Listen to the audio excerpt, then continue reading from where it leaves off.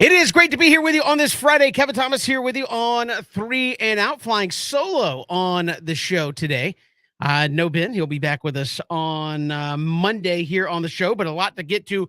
Recapping SEC Media Days, the week that was. We have the official ballots, or the picks, I guess, preseason coming out of the SEC. So we'll get to that, and we'll get some of the highlights of the week that was in the SEC and SEC Media Days. Our own Christian Gokel on there. We had a lot of great stuff. Again, so much stuff that a lot of it we haven't been able to even get to until today. So we'll get to some of that as we go throughout the show today. Braves are back on the second half. We'll talk about that as well as we go throughout the show. Of course, Kirby weighing in on Georgia and Florida in Jacksonville every single year and how he would like that to change. You got to talk about something, stir the flames. So that's what Kirby was doing there. We'll get to that coming up a little bit later here in this hour. But the Braves are back. Angels are in Truist. Shohei Ohtani on the mound for the Atlanta Braves coming up. And all the could it possibly be? The trade deadline, people start throwing out wild stuff. Could Shohei Ohtani end up being with the Atlanta Braves? Did a little digger deep. I actually misread the contract. I thought Shohei was on year 2. He's still got another year to go. So you'd be getting a year and 2 months of Shohei Ohtani. I think he's in about the $8 million range or so. Free agency, going to break the bank. To me, if you get Shohei, you can't look at him as a long-term option. That's just me. You want Shohei as a rental type, whether it's for a year and 2 months, what have you, and so on. Because you're not going to pay. I just don't think the Braves at this point are going to pay him. So that may prohibit them from even making a move in the first place. But you look at guys that you have now, and you talk about the team dynamic, and Alex Anthopoulos has been very, very good at at finding the guys that fit the clubhouse, fit the culture, if you will. I think Shohei is, again, it would give people a chance to see. I think Major League Baseball would love it if Shohei was on the Braves or a contender. Let's say it that way, because you have Mike Trout. You have Shohei Ohtani, a guy we have not seen the likes of for 100 years in Major League Baseball. Literally haven't seen anybody like him in 100 years who could be a dominant pitcher, be a dominant hitter in the lineup. We haven't seen it. He's going to break the bank when it comes time for free agency. You have Dansby Swanson you probably want to keep. I know Braden Shoemaker's in the farm system who's done okay. You've got – they're not as good as Dansby. The end. And I know a lot of people are like, well, just trade Dansby. This. You're not going to get a better shortstop defensively, offensively than what you have right now with Dansby Swanson. Ain't going to happen. Not unless you're willing to go out and break the bank, and Dansby's going to require you to do that as well. You got Austin Riley that you want to take care of. You have Max Fried that you want to take care of. You have some dude named Michael Harris in center field that, while he doesn't need to be paid right now, you're going to want to take care of down the road. So you got a lot of guys that I think you feel like are core pieces of this team that you want to take care of, and I don't think you want Shohei getting in the way of that. Right? You don't want Shohei. That's why I think if you do something, it's got to be for a, hey, we're going to keep you till this contract runs out, and then it is what it is. But what a treat it would be to get a chance to see him. I'm glad we're getting to see it because Mike Trout, man, he gets hurt a lot, and he is hurt again. Not going to play against the Braves in this series, and throughout his entire career, I saw this today, and this is why I think you talk about pro leagues and the way they've done their schedules, and I understand interleague play is maybe taken away from the special feel of the postseason because you're playing teams in the World Series you haven't seen, and the All-Star game where you're seeing guys you haven't seen. But literally, if you're a Braves fan, unless you got that Mike Trout cable subscription and you're watching the Angels, he's played 3 career games against the Braves. 3. And he is not playing in any of these coming up. So you're talking about one of the best players in your game. And if you're a Braves fan, you've seen him, had a chance to see him in person 3 times. 3 times, 12 years in the league. I think that's the least of any team in the majors that since Mike Trout's been around. I think the Mets he's played against 8, but whatever. So same thing with Shohei, man. I know the baseball would love to get him out of there and put him in a market where people could see him. Put him on a contender. That's why I think the Braves would be interesting. I think they could do it if you look at it if you get Shohei, you're not keeping him. I would leave it at that. If Alex Anthopoulos pulls that off, I will be excited, but you don't look at him as a long-term piece. You look at it like maybe a little longer rental of a Mark Teixeira, where he comes in, you hope he performs, and man, he's gonna do a lot of wonderful things, but you have other guys you need to take care of. Dansby, Austin Riley. I still think they're going to re-up Acuna and give him more cash because he's on a team-friendly deal. And Michael Harris. And those are guys you're not letting go. You're not going to do it. So, interesting second half coming up. Fun that we start off with the Angels and Shohei Ohtani. Soak it in, because who the heck knows when you're going to get a chance to see Shohei again coming back to Atlanta. But a guy that can hit, he's starting tonight. And he'll be in the lineup the rest of this series. So soak it in, get a chance to watch something you do not see in Major League Baseball. And more importantly, you're not going to be allowed to see. And that's probably the real trap. You want to talk about like growing the game and people say stuff like that? Baseball is the sport of specialization. Hey, you get drafted, you're a closer now. Well, so you're groomed to pitch the ninth inning. You're a reliever. You're a starter. One of the Braves draft picks may not sign with the Braves. Why? Because the Braves said you're a pitcher. He's like, but I want to play. I want to be a two-way player. I want to play the field. I want to pitch. Nope, not doing it. So you're not even allowed to do it. And the Braves aren't the only team, by the way, that would do that to a kid. You see high-level kids coming out of high school, pitch, hit. You get into the pro organization, you better put that bat down, young pup. We want you to pitch. Well, why? Why don't we see more of that? To me, that's like the Bill Belichick way of looking at baseball and your roster. I know you have a starting nine, but Bill Belichick takes a guy that plays safety and turns him into a safety, corner, slot receiver. Like you're doing three different things. Defensive lineman also can play fullback. You're expanding your roster without adding anything. And we're in such an age of specialization. You're going to pay Shohei so much money that I'm surprised they're letting him do both. And you're investing so much in prospects that you're not going to let him do both. I think that's a shame. Now, are there guys that, Kenley Jansen came up as a catcher? Okay. Was he going to make the majors as a catcher? No. So, hey, let's try our hand at pitching. Hey, what do you know? He throws a 95, 97 mile an hour cutter and people can't hit it. We'll give that a shot. But if you can do both effectively, why not? And I don't think Major League Baseball is, fostering an environment where you let guys be an all-around baseball player.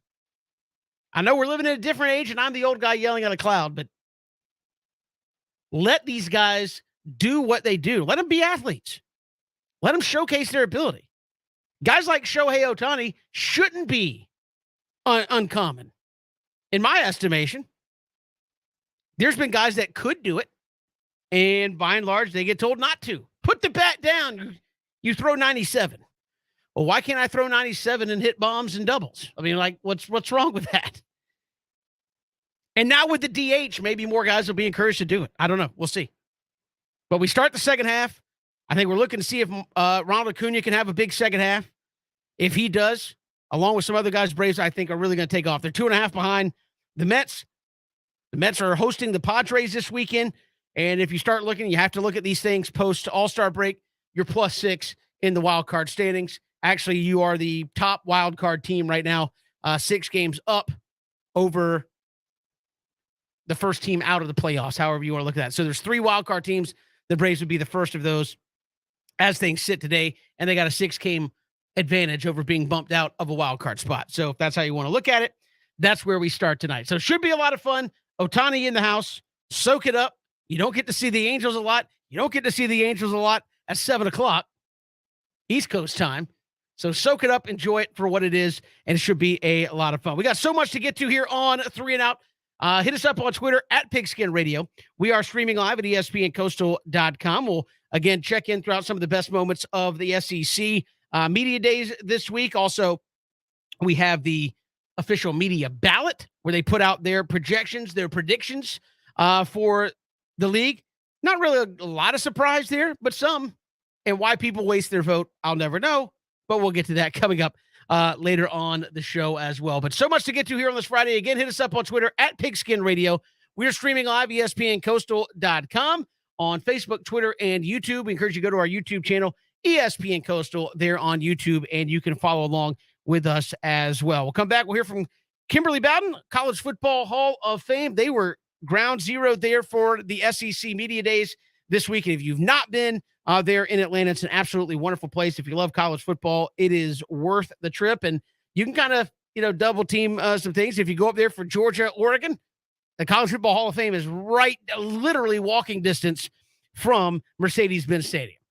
It is right there. So if you haven't been, it's interactive. It's really neat to see all kinds of college football history and a fun place. If you haven't checked it out, we'll hear from Kimberly Bowden when we come back. It is 3 and Out on the Southern Pigskin Radio Network. Hit us up on Twitter at Pigskin Radio.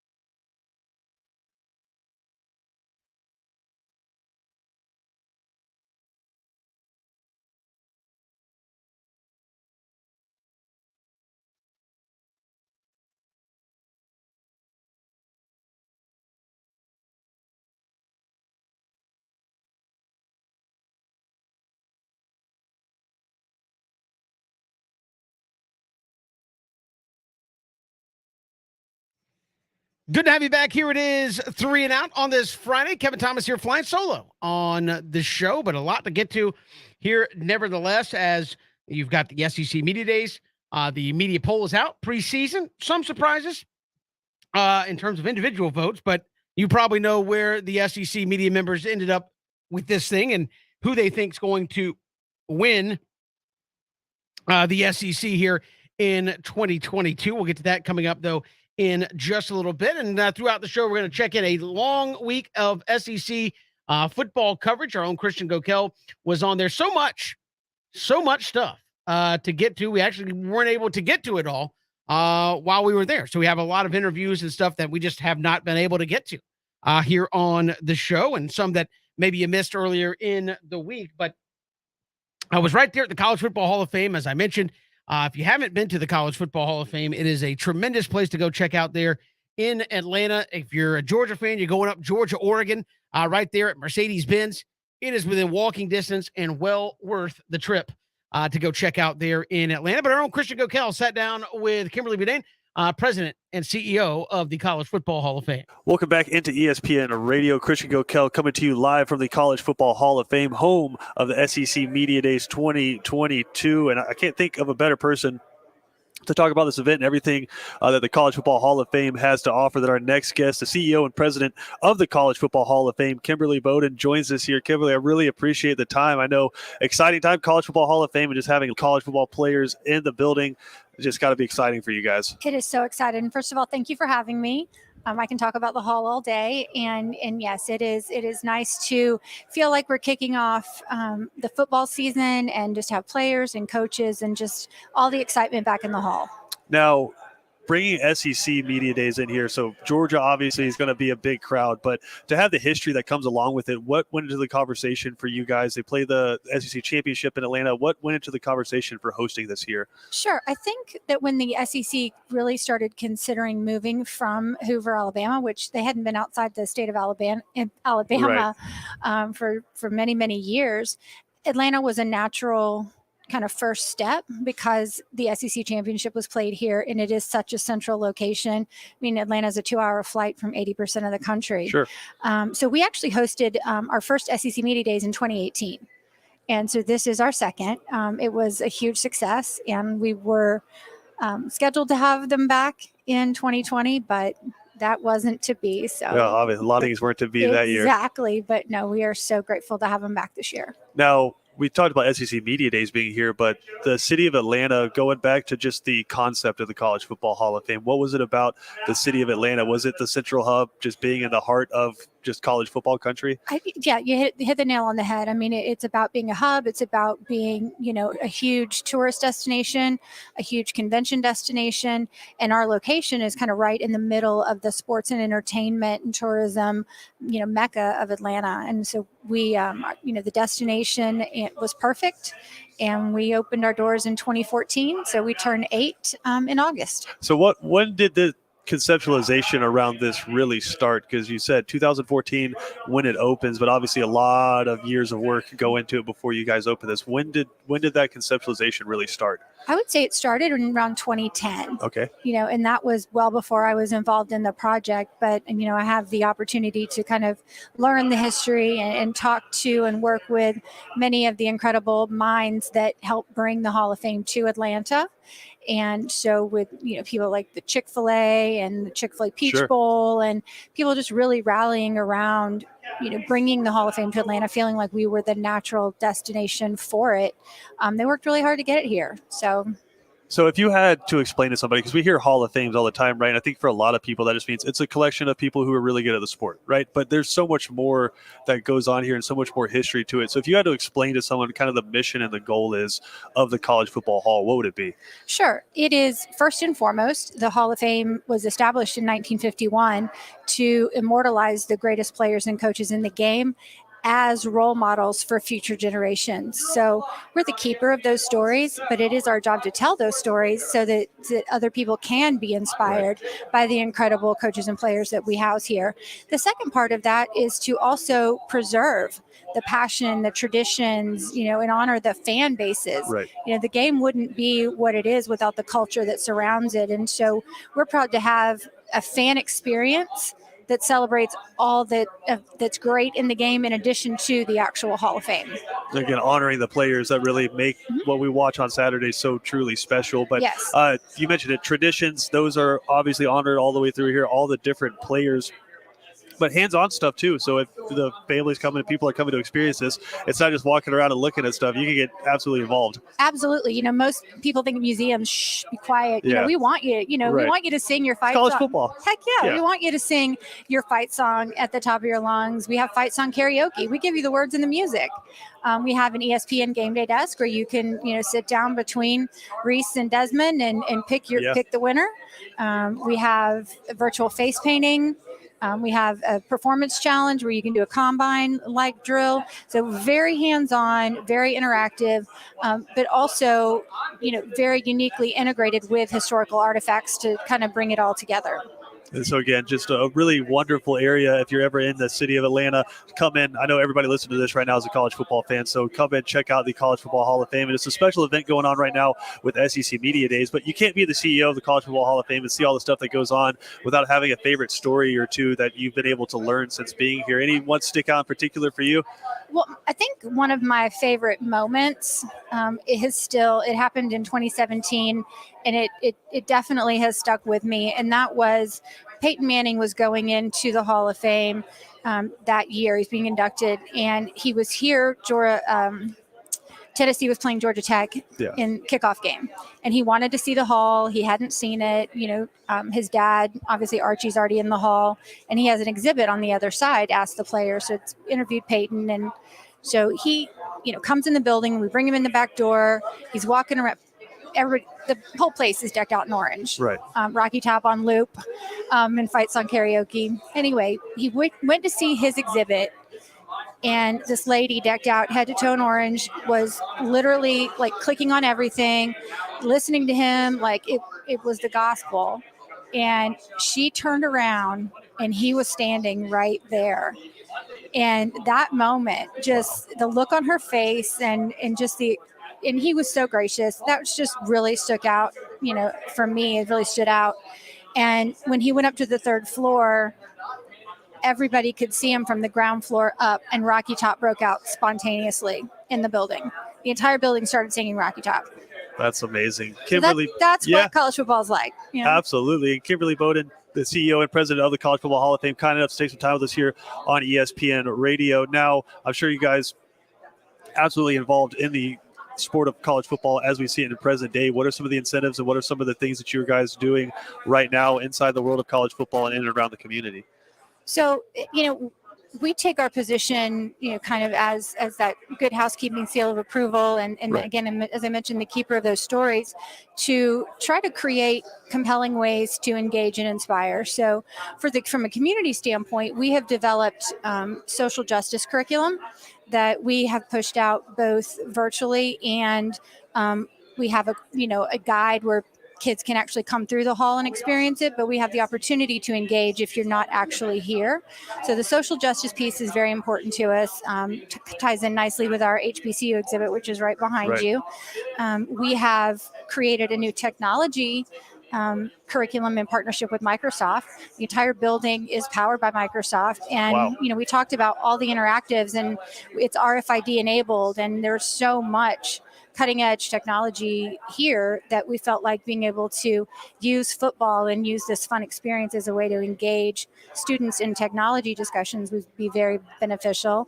And then our partner regions develop financial curriculum. So education and inspiration is really two areas that are very important to us. Absolutely. Kimberly Bowden, kind enough to take some time with us. She's the president and CEO of the College Football Hall of Fame. Before we let you go, just throughout the week, what are you really looking forward to the most? I know you talked about the fan experiences. You're just seeing them get to interact and see the people they watch on TV in person? Yes, that's part of the experience. Is we do, while the building itself is closed, you can't tour the museum. Right. You can come into what we call our quad, that open area, and see. If again, Brian Kelly's already come through.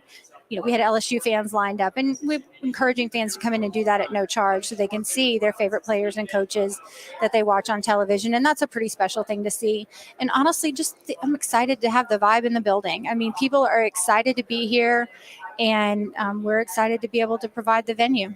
Kimberly, we really appreciate you taking the time. Thank you so much for having us. Just an awesome event. And I can say, as someone that's based out of Savannah, it's a little bit easier of a drive coming up here to Atlanta than heading out to Birmingham. I bet it is. Now, and what do you think about having Radio Row? Oh, always love Radio Row. Yeah. There's a whole lot of loud voices, but it's just the buzz. You mentioned 2020, not having it was tough. And then 2021 last year, it was, I think, 50% capacity. But I think this year, being back to full throat, it's awesome. Yeah, and it's an exciting addition. We did not have Radio Row here in 18, so we knew we wanted to kind of bring it all together this year. I know I'm biased, but I mean, it's not SEC Media Days without Radio Row. No, I know. We like hearing ourselves talk. Well, exactly. It was just over in the Omni. It just wasn't together, and so we really were excited to have it all together this year. An awesome event. It's really cool. Just I think kind of the mix that we have now, where it's the projecting forward to the future of college football, right? Greg Sankey giving his speech on where he envisions the conference and college football going, but surrounded by the history. I think it really makes for a cool atmosphere. Yeah, absolutely. The perfect balance. Absolutely. Kimberly Bowden, CEO and president of the College Football Hall of Fame. Thank you so much for taking the time. Christian, thank you for having me. Absolutely. Right. Christian Gokel there from the College Football Hall of Fame, talking with Kimberly Bowden of the College Football Hall of Fame, CEO, joining us in a great venue to have that event at there for SEC Media Days. We'll come back with more 3 and Out on the Southern Pigskin Radio Network.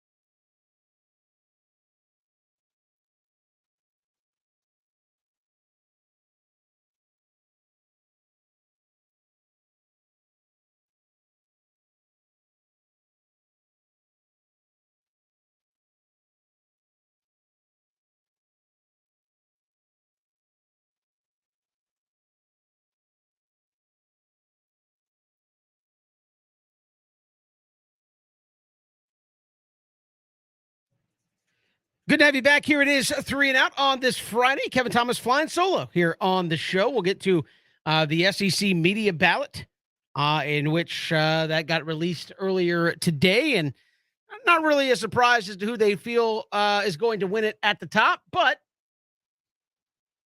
some folks just like to vote. I'll say that. I'm not saying you had to vote for what everybody else went with, but some folks like to vote just to be different. And we'll get to that coming up in just a little bit. Obviously, Alabama, well represented. They are, I'll spoil it for you, but we'll talk about it later. But Alabama, the overwhelming favorite to win the SEC. And why not? Nick Saban, usually when they lose one, they come back the next year, and they've gotten some high-profile transfers. They've got a Heisman Trophy contender. They got the best defensive player in the country. They got some dudes, as people like to say. So Bama going to be widely represented. Our own Christian Gokel, as I said, been there all week in Atlanta. Had a chance to track down Ryan Fowler out of Tuscaloosa, talking some Tide football with him. Welcome back into SEC Media Days coverage here on ESPN. Coastal Christian Gokel coming to you live from the College Football Hall of Fame. And Alabama Day, you know it before you even get in here, because you can hear a man with a giant yellow hammer screaming, "Roll Tide," waiting for Nick Saban and the crew to roll through. They have gotten done with their interviews. We've just heard Coach Saban speak, and the team that's the odds-on favorite to win the SEC championship this year, as they are most years. And our next guest covers them just about as well as anybody does their team. If you follow Alabama, you follow SEC sports, I'm sure you have heard the name before. From 100.9 in Tuscaloosa, Ryan Fowler joining us here from the game. Ryan, I appreciate it, man. I know today a busy day, but an exciting day because we got the Heisman Trophy winner and maybe the baddest dude in college football walking around here. Tell you what, I would hate to be a quarterback looking at Will Anderson. You ain't lying. I'm walking around in a suit. He looks intimidating. And I'm having to adjust my mic over there. I was interviewing him, and I had to tilt it back just to get the entire shot of Will Anderson. I mean, he's a mammoth. And, I was also really impressed with Bryce Young, because it's easy to become very complacent when you win a Heisman Trophy. You kind of want to set back a little bit, right? You want to get patted on the back. I didn't see any of that from Bryce Young. I saw a determined guy that talked about, he called last year, his words, not my words, he called last year a failure. That was his words. Yeah. A failure. Now, think about that for everybody else out in college football, that you finish an SEC champ, you win a Heisman Trophy, and he called it a failure. That's incredible. Played in the national championship. It's the look on his face, though, as they're walking off the field in that game. And I believe, walking off, all the team was walking off, but he stayed on the field, and I believe was the last player off the field for Alabama. But I think it's kind of correlates to Tua during his time, right? You come in, you win the national championship, coming off the bench on a Jalen Hurts-led team. I kind of feel like he doesn't want to be the quarterback that, hey, I won a national championship, but it was Mac Jones's team. You could really tell he's like, I'm the quarterback at Alabama. I want my legacy to be from start to finish. I led my team. Yeah, and I think and this is the part that is kind of hard. But let's say that Bryce does not walk out with a national title as a starting quarterback. In Tuscaloosa, you're defined by winning a championship. Yeah. It's a national title or bust type mentality, and that's just where Nick Saban has been able to build this program.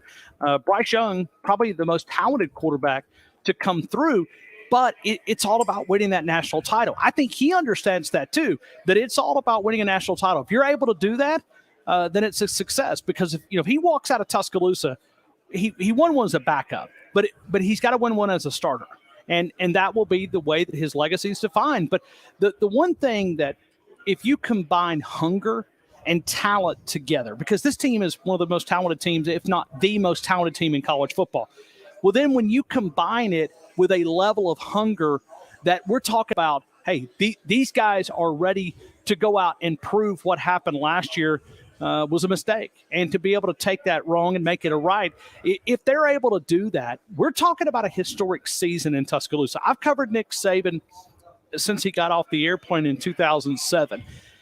This team is as loaded as any team I've covered. It's hard to find deficiencies unless you're really focused on that offensive line. You need to find left tackle. If you can find a left tackle, and I don't think you need to have an A+.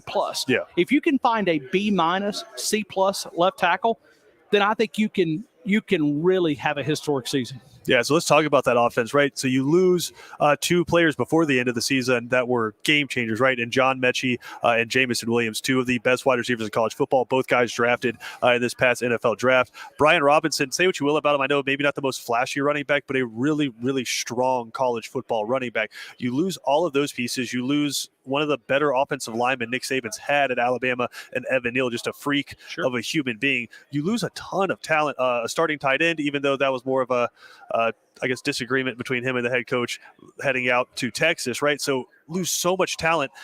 With all that said, everyone's like, yeah, no, this is the best offense in college football because you go out, you get the transfers again, and you're just reloaded. Well, and there's a lot of talent that I don't think that a lot of people know about, right? I mean, you know the wide receivers from last year. You know the running backs that went down with injuries. But, you know, as you guys would be familiar with Jahmyr Gibbs, who transferred in from Georgia Tech. Jermaine Burton transferred. Familiar with him, too. So you think about the talent coming in. And then also when you look at Tyler Harrell coming out of Louisville, fast speedster. So now you've got a quarterback that can get him in the ball in open space, and he can take advantage of that speed, one of the fastest guys in college football. So the weapons are there. And then I think when you get Jace McClellan and Roydell Williams back at that backfield, you've got a lot of depth on this team. And I think that's what's going to make this team a chance to be a historic team. Is it's the depth on defensive line. The secondary, they're deep there. They're deep at safety. They're deep at corner. They got three lockdown corners that can really play all over the field. And if you've got that, Nick Saban pointed this out earlier. If you've got a corner, it gives you a lot of flexibility with the way that you call the defensive side of the football. So Pete Golding coming in, and I think Nick Saban even pointed this out, both coordinators coming back. It's been a while because everybody wants to try to come in and hire a coordinator to build a program, but they've got both of their guys coming back with Bill O'Brien and Pete Golding. Speaking of Bill O'Brien, I know you have Lane Kiffin comes in and really changes the culture with Alabama's offense, opens it up, and just a more dynamic, firepower-oriented offense, right? And then Steve Sarkisian comes in and I think even dials that in a little bit more. You upgrade the quarterback position a little bit, and the wide receivers just start going crazy. What have you seen from Bill O'Brien during his tenure? What is kind of his signature on this offense? Well, and I think first year winning a Heisman Trophy is success. That'll work. Yeah. But it goes back to what we started with Bryce Young. Yeah. He's got to win a national title. And I think when you look at Bill O'Brien, we all know offensively he's very creative. He's a guy that can take a quarterback and really, turn in that quarterback whisper type guy. I want to see if he's going to be dedicated enough to run the football. That's the big question when I look at Bill O'Brien.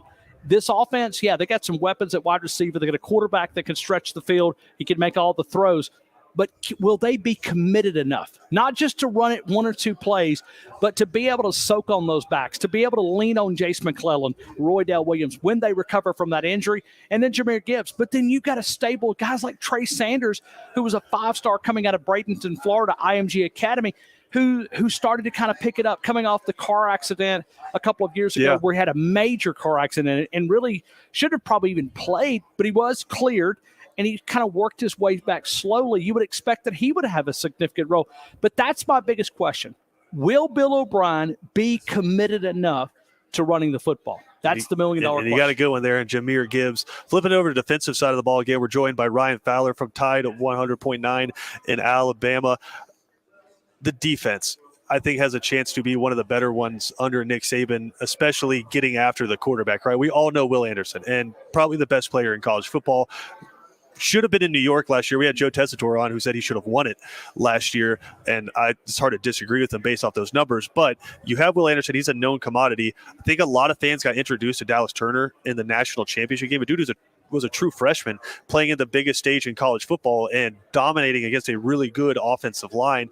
And I'm hearing now there's a couple other guys behind them that people should be worried about. So what kind of dynamic does that give? Because you have Will Anderson and you can't double team him because the other side's just as good. All right, look at Will Anderson and the potential that we've talked about, a Heisman Trophy campaign. We'll see if he's able to launch that.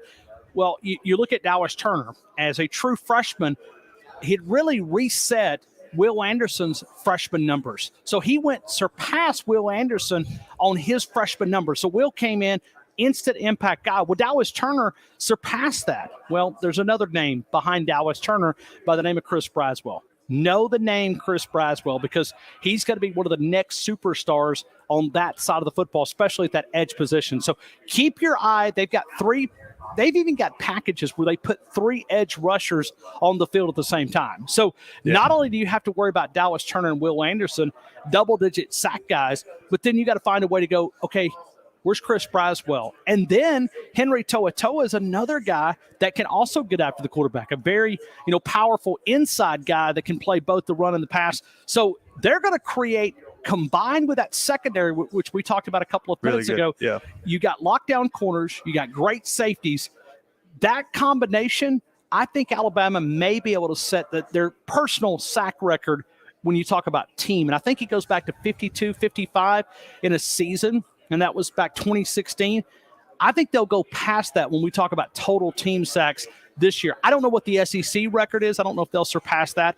But an Alabama record, I think they'll go past that when we talk about total team sacks. Ryan, take me up the middle of the defense, because I know you lose a guy who was big for them last year in Phildarian Mathis. But when you think about Alabama defenses, I don't know if this gets enough credit, but it's really been built up the middle when they've been really good, right? Just the name after name of amazing defensive tackles that have played for them. Always some sort of NFL inside linebacker playing for them, and then 2 great safeties. So what does the inside of this Alabama defense look like? Well, I think the one key is you need somebody to be that Phildarian Mathis. And I don't know if I see a guy that's going to be a superstar. You go back to Quinnen Williams, guys who just anchored the middle. Jonathan Allen, A-Shot Robinson, all of them. I mean, you could just continue about guys that have kind of continued to trend. I don't know if they're going to have that one superstar, but where I think they're going to be good at is depth. And I think when you look back, 2016 was a great defense for Alabama. One of the keys was they were able to rotate 8 defensive linemen through there. And they sometimes they even played 9 and 10 defensive linemen. That's going to be the strength of this team. They're deep at that defensive line position. You've got some talent. Tim Smith's a guy that you want to keep an eye on. Justin Abogbe is another guy that you want to kind of keep an eye on. They've got a lot of depth, and they may not have 9, 10 defensive linemen, but I think they've probably got that 6 to 8 range, even with some newcomers, to be able to rotate through there. So, yeah, your strength is going to be your linebackers. Your strength is also going to be your secondary. But I think they're deep enough on that defensive front, combined with the experience of getting after the quarterback and that secondary, that they'll be good. And Tim Smith, I interviewed him a couple of weeks ago on my show, and he said one of the areas that he wants to improve upon is to be a run-stopping defensive lineman, to be more effective in that. He was able to get after the quarterback from the middle. The pressure up the middle is always dangerous, but he was also a guy that really slowed down. That's a goal, as he talked about throughout about 3 weeks ago with my show, that he wanted to improve upon that skill. It's going to be fun to watch Alabama this year, a team that's explosive on both sides of the ball and ready, as we kind of said there, for the revenge tour coming up. Even though it's hard to call it a revenge tour after 13 wins, but in Alabama land, that's absolutely the case, and horrifying to think that Bryce Young thought last year was a failure, because I would not want to be on the other side of the ball from him picking us apart. Ryan Fowler from 100.9, Tide 100.9 in Tuscaloosa. We appreciate it, man. Enjoy the rest of your day, and we'll see you around here. You hanging out through Thursday? Hey, it's good, and you guys do a great job on the social networks. I'm always seeing things getting retweeted or. Hey, we do our best. Yeah, so I see ESPN Coastal all the time on the Twitter side of things. I see people retweeting. So keep up the good work out there, and we'll certainly keep up the good work in Tuscaloosa. Thank you. It's been an honor. That was our own Christian Gokel chatting with Ryan Fowler. They're at SEC Media Days talking some Alabama football. No surprise, Bama picked to win the SEC. We'll get to that full ballot coming up a little bit later in the show. And again, some folks just like to vote to be that guy. We'll get to that coming up in just a little bit. Also from SEC Media Days, Kirby sounding off about the cocktail party and how he wants it back in Athens and Gainesville. We'll talk about that. It's 3 and Out on the Southern Pigskin Radio Network.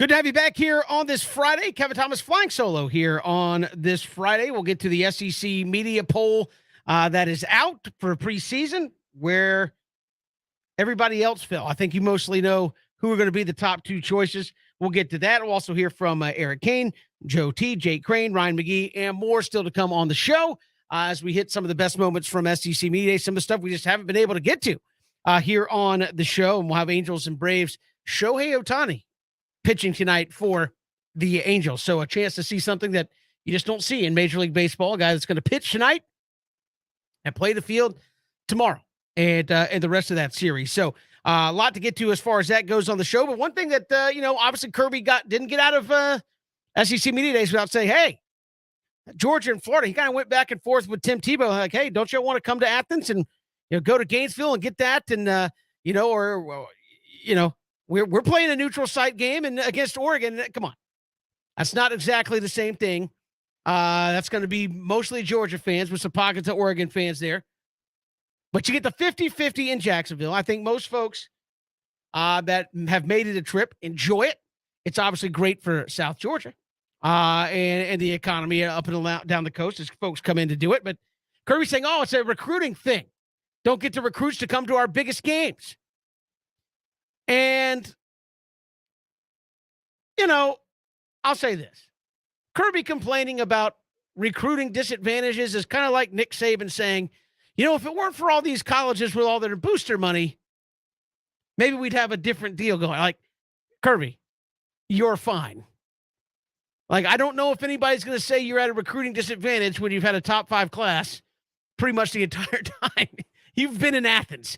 It ain't hurting that much if it's hurting at all. And you have one of the few neutral site games that actually matter, that people care about. 3:30.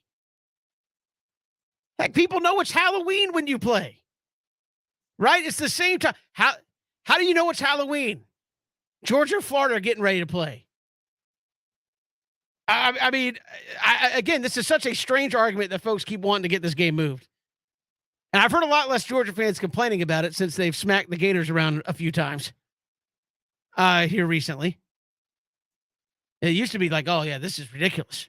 They only have to drive so far. Look, it's a party. For some reason, we can't call it the world's largest outdoor cocktail party. I don't know if trying to move away from that has slowed down the cocktail drinking. But it's a party, man. Like, both sides get into it, enjoy the party. It's a fun event. It's like not much else in college football. Embrace it. Now, if you want to let recruits go, like in today's day and age, like why recruits can't show up to this thing, I have no idea. But to say it's hurting recruiting because you don't get a home game every other year, I mean, come on. You've had a top 5 class. Every year you've been there, you just put 15 dudes in the National Football League. It ain't hurting that bad. We'll come back. It's 3 and Out. All across the Southern Pigskin Radio Network. Look at the SEC Media Ballot that came out today. Also, Mike Griffith, Dog Nation. We'll hear from him next here on 3 and Out, Southern Pigskin Radio Network.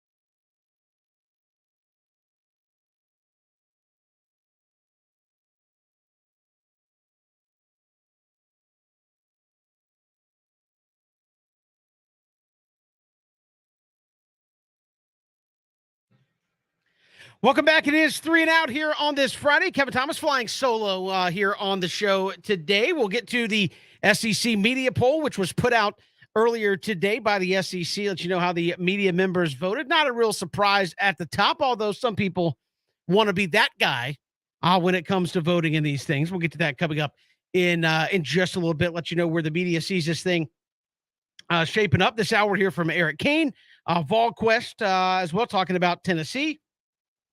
And in just a second, we'll hear from Mike Griffith, who joined our own Christian Gokel there at SEC Media Days to talk some Georgia football, as obviously the countdown is on now to the start of the college football season. Our own Christian Gokel did a great job there in Atlanta. Got a lot of folks, so much stuff, we weren't able to get it in every day.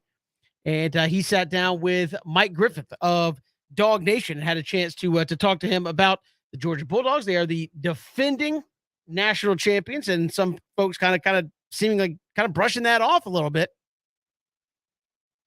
but still picked to go back for play for the SEC championship. So here's our own Christian Gokel, was able to track down Mike Griffith with Dog Nation. Welcome back into our continuing coverage of SEC Media Days live from the College Football Hall of Fame. And a little bit earlier today, Georgia making some news a day ahead of schedule. The Dogs and Kirby Smart scheduled to appear at SEC Media Days on Wednesday, but reports started matriculating out earlier this morning that Kirby Smart had a slip of the tongue and horrified all of Dog Nation as he said that he had thought about stepping away from being the head football coach at the University of Georgia. And it's seeming now that some of the fires have been calmed down a little bit, but to break that down and take a look at Georgia, who's scheduled to appear tomorrow here at SEC Media Days from Dog Nation, good friend of our station, Mike Griffith, kind enough to take some time. But, man, that's a Georgia story a day ahead of schedule. Yeah, I wasn't ready for that, and I reached out to Kirby and I said, listen, there's these quotes circulating.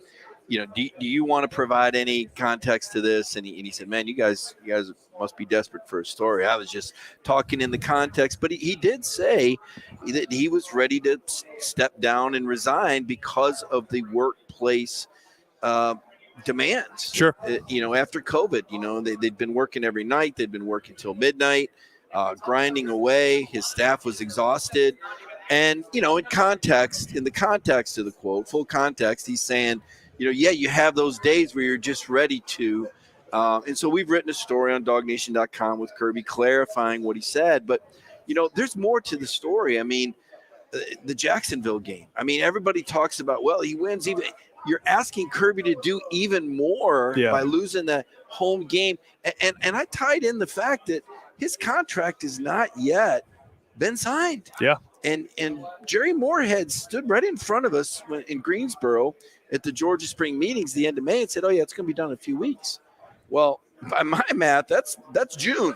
And we're into the third week of July, and Kirby's extension isn't done yet. And so that makes me ask questions, what could possibly be holding it up? And some of these work-life issues, I just think you need to make it as easy on your head coach as possible because – staying on top, as you know, it's demanding. Yeah, and Nick Saban kind of touched on it, just talking about the balance of it today, where it's no longer just going out, hey, giving you our best recruiting pitch, then coming in and coaching up, and then it's 365 now, and it's also self-recruiting. So once you guys get there, you have to try to keep them happy as well. And he mentioned some steps they took, taking Mondays off in June now for his staff, but a guy that he was really close to, Matt Luke, just stepped away from the profession, so it's not unheard of. No, and Kirby even told us earlier there's a lot of good coaches that are stepping away because, as you said, you got to not only recruit new players in, but you got to re-recruit everybody. Everybody is a year-to-year negotiation. You saw it in spring drills with Amarius Mims.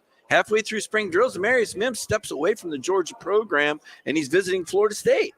And Amarius Mims, now, he's not a starter per se right now, but Warren McClendon, right tackle, But I think Amarius is next man up. He's in that same position Broderick Jones was last year. He's number 6. He'll be in there. He'll get plenty of reps. But still, he's looking out there. Is the grass greener? What does Florida State have to offer? So you got to recruit him. Well, you better believe he wasn't the only player. Now, he might have been the only one that stepped away during spring drills. But I'll guarantee you there were more conversations with more players about the value of returning. I mean, Stetson Bennett told us the day after the national championship game. Not sure if he's going back to Georgia. So it's a negotiation from year to year, and that is as you made the point, that just increases the demand on the coaches. Now, looking at Georgia, what do you believe are the biggest storylines? Because obviously the narrative is going to be Stetson Bennett's coming back and replacing all of the defenders that are gone. But you follow this team as closely as anyone. What do you think these storylines should be that we're talking about tomorrow? Well, I mean, there's a lot of newness. I called them Baby Bama last year. Now, I guess I'd call these guys the Baby Bulldogs, especially on defense. To your point, you lose 5 first-round picks off your defense, 8 guys in all. You have 15 guys drafted in the NFL, another 13 in the portal, 4 former starters. We've never seen attrition like this. You've seen guys get drafted, but you put the transfer portal in there as well. And then remember, Georgia didn't bring anybody in via the portal this year. I mean, they had to spend their NIL funds on keeping the guys that are already on the team. I mean, and a great job by Kirby, by the way. You still lost Jermaine Burton and JT Daniels. Those are 2 guys that Kirby and the cornerback that's at Florida right now. His name is slipping my mind right now. Oh, wow. Yeah. But you had to say anything. I've been right there with you. I don't know why that's slipping my mind right. But you've lost 3 guys that would definitely be in the mix for starting jobs or competing for starting jobs or giving you elite depth at those positions at the very least. So it's going to be a challenge. It's going to be a reload, and we know there's no margin for error. We know that you played Dan Lanning and the Ducks right out of the gate. That's going to be a hell of a challenge. And then South Carolina is a little bit of the wild card in the deck with Spencer Rattler. How good could the Gamecocks be? It's an early road game. It'll be an early test for some guys that haven't played under the bright lights. Jalen Kimber, there you go, now at Florida. Right. But you mentioned not taking any transfers, and Georgia, since Kirby Smart's got there, is just stacked recruiting class after recruiting class after recruiting class. So is it just a case of why would I go out there and grab somebody if what I already have in-house I feel like through my scouting and my recruiting is better? To an extent, but they were jockeying for Caleb Williams before they went to USC. There were guys that they showed interest in the portal that they weren't able to get.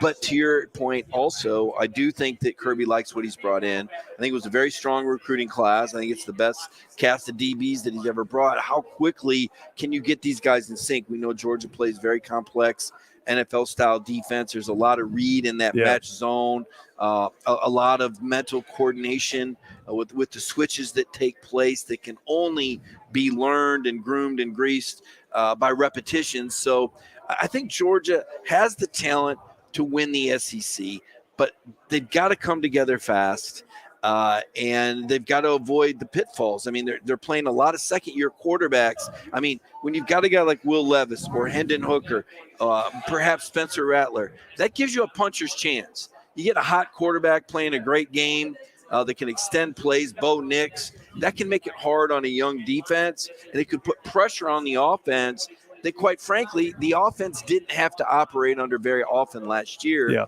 And when they did, it wasn't pretty in the SEC championship game. Yeah, and then maybe the only good example of that second half of the national championship where it clicked. But as you mentioned, also we've seen it before where I've compared it to a car, right, where it seems like Georgia's offense can always stay in first and second gear. And if you drive your car around like that long enough, as soon as you try to hit it and get into third and fourth gear, it's not there, right? And it's just I've seen that repeatedly with that Georgia offense. I think a little bit more last year, Kirby was willing to let his team, quote unquote, pour it on a little bit because I think he knew, hey, eventually it's going to happen where I need my offense. Yeah, a little bit carburetor cleaner to your point. Todd Monken wants to keep the accelerator down.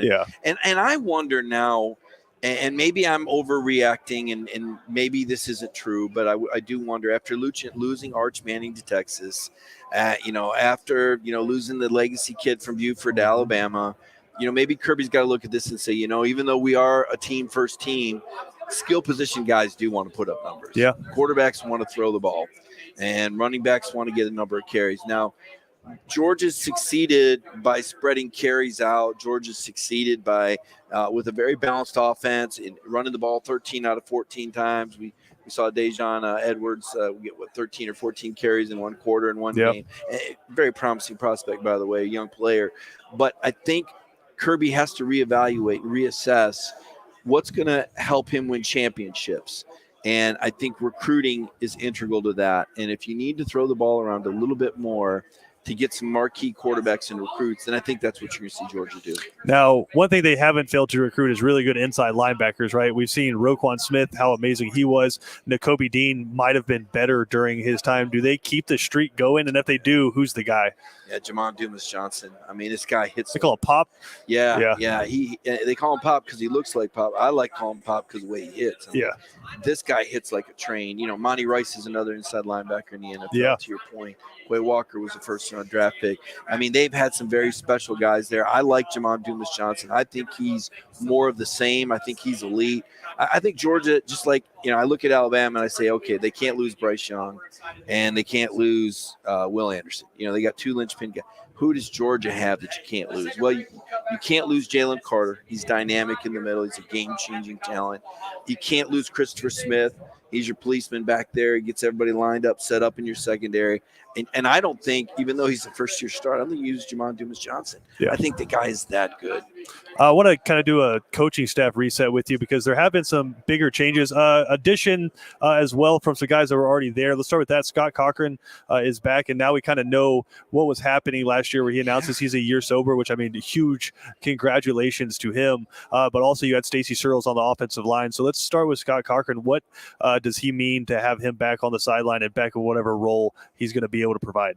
Well, he's a relationship guy, and, he was brought in to bring some energy and build some relationships. And unfortunately, COVID really prevented Scott from settling in and having the time with the players that Kirby had envisioned. I mean, you see Kirby hasn't given up on this. Yeah. Kirby still believes in this guy and that he can play this valuable role that Nick Saban didn't give him the chance to, right? We'll find out if Kirby was right or wrong. We know Kirby can be pretty stubborn, so that plays into Cochran's favor. Yeah. He's very fortunate to still have a job at a place like Georgia. I mean, don't get me wrong. I know people, get second chances, but you don't often blow chances either. So right. that was not good. But could turn out to be a happy story. I think he's going to need to be productive on the recruiting trail for him to hold his job. There's still going to be pressure there. Stacey Searles, I like this hire. And I liked Matt Luke. I thought Matt was the right guy, right time. Good friend for Kirby. Kirby needed a sounding board pre-Will Muschamp. I thought Luke really kind of filled a gap there and gave Kirby what he needed. And I think he's a good offensive line coach. But as we talked about at the start of the show, those time life demands, and kudos to Luke for recognizing that, saying, you know what, I can't do this at the level. Now, Searles is a guy that comes from a North Carolina program that I believe led the ACC in rushing the last 2 years. And Searles is known being his lines are very physical, right? And I think Kirby wants this offensive line to be more physical. The run game was pretty good the last 2 years. I didn't think it was dynamic. Right. I think it has a chance to be dynamic this year with Searles and the tight end formations. And I like these running backs better than the ones that just left. Another name that I keep hearing over and over again is just one of the hotter names, Fran Brown, that he goes out and grabs. And a guy who apparently is killing it on the recruiting trail and kind of getting you in the door that maybe you weren't getting in before. Yeah, it's going to be interesting to see how Kirby mixes. This is the third defensive backs coach in 3 years. Yeah, right? They say Nick Saban's defensive backs coach is the worst job in college football, but I mean that's a revolving door at Georgia right now. It has been, and I remember when I covered Michigan State, Mark D'Antonio talked about coaching DBs under Saban at State, and said he didn't get to run the meetings for 2 years because Saban has a certain what Kirby has. Now, here's the question: will Kirby delegate to Fran Brown? Fran Brown's not a guy that's going to take somebody stand over and tell him what to do. Well, yeah, Will Muschamp there too, breathing down your neck. Yeah, I think Muschamp, though, as a position coach, is probably a little bit different than he was as a head coach. Gotcha. From my read, from what I'm hearing, it's a different disposition and obviously a different pressure. Sure. I mean, when you're not the guy, you can go ahead and constantly stay in your lane. But no, hearing good things about Fran Brown. He's got a lot of young talent to work with. I think he's going to enjoy being at Georgia and working with his caliber of players after being at Rutgers. But to your point, a celebrated guy that's got a lot of proven products that are in the NFL. And this could be good for Kirby. If this is an area where Kirby can step back, if he feels good about Brown, which all indications are, he can step back, and it just frees up a little bit more room in Kirby's mind. I mean, Kirby is so involved. He's up to his elbows in everything. And I think we all know that if we want to see Kirby coach 15 years at Georgia, he's going to have to step back a little bit and delegate some areas. So hiring a guy like Fran Brown is integral to that. Mike, before I let you go, this offseason, I don't know if you felt the same. You come off a national championship, and it just seemed like the celebration was relatively short-lived, maybe in the media and the fan perception. I couldn't say what it was like in those offices and with that team. But going into this season, I don't know if I've seen a more unknown around a Georgia program heading into a season. Obviously, everyone's going to pick them to win the SEC East, but I don't think anybody can confidently say what we're going to see when they roll out there against Oregon on September 4th. Well, there's a lot of newness. Or third. September 3rd. There's a lot of newness. And, I think Kirby's built a brand, and I think Kirby's built a culture. But as we mentioned earlier in the show, I think the SEC East is better than it was a year ago. Again, Will Levis' second year, and Hendon Hooker's second year, and Spencer Rattler at South Carolina stabilizes a program that had 4 quarterbacks last year, and even AR-15, Anthony Richardson at Florida. I'm hearing good things about his workouts. Billy Napier, first-year coach, but that's a Georgia home game that's being played in Jacksonville. So you only got 3 SEC home games. So, and then Oregon. The first game out, you play the defensive coordinator that's going to show everybody the blueprint for how he would defend that personnel. And a quarterback who is very familiar with you. And a really good one. I think Nix is very underrated the way he's able to extend plays. So I think you're right, though. I think you nailed it. And maybe some of it is just the way things, are nowadays. It's not just that, Georgia, our celebration was cut short. Everybody's celebration is cut short. The world has changed. It's no longer what have you done for me lately. It's what are you going to do for me next? Yeah. And just like the recruiting cycle is accelerated, the football season cycle is 1,000%. So, we're here, and as much as, Georgia fans, and some of them will say, I don't care. I want to bask in the glory. Well, you do that. But Kirby Smart and his players and the most intense of the fans are already looking for that second championship under Kirby. I mean, Kirby didn't come here to win one title. Kirby came to Georgia to build a dynasty. Yeah. And this year is going to be integral to that. There's no doubt about it. This is going to be a pivotal year in the future of Georgia football. Trying to build Tuscaloosa East. Mike Griffith, DogNation.com, kind of take some time with us. Mike, I appreciate it, brother. I know tomorrow a busy day for you. Appreciate you taking some time. You bet. Look forward to it, man. And that was Mike Griffith with our own Christian Gokel there at SEC Media Days this week as Georgia, they were picked to win the East. What did the rest of the media do? We'll get to that when we come back. It's 3 and Out on the Southern Pigskin Radio Network.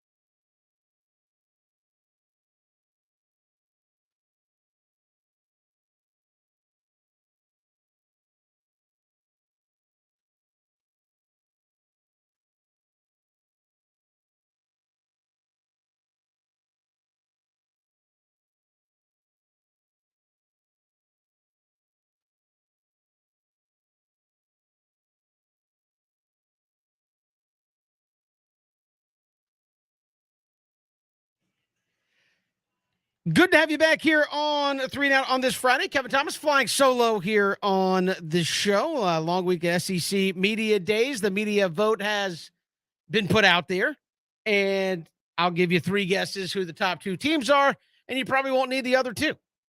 Georgia and Alabama by a wide margin. Alabama and Georgia. I think Georgia got all but 9 votes for first in the East. Alabama got all but 4 votes for first in the East, and this was like over 180 ballots cast.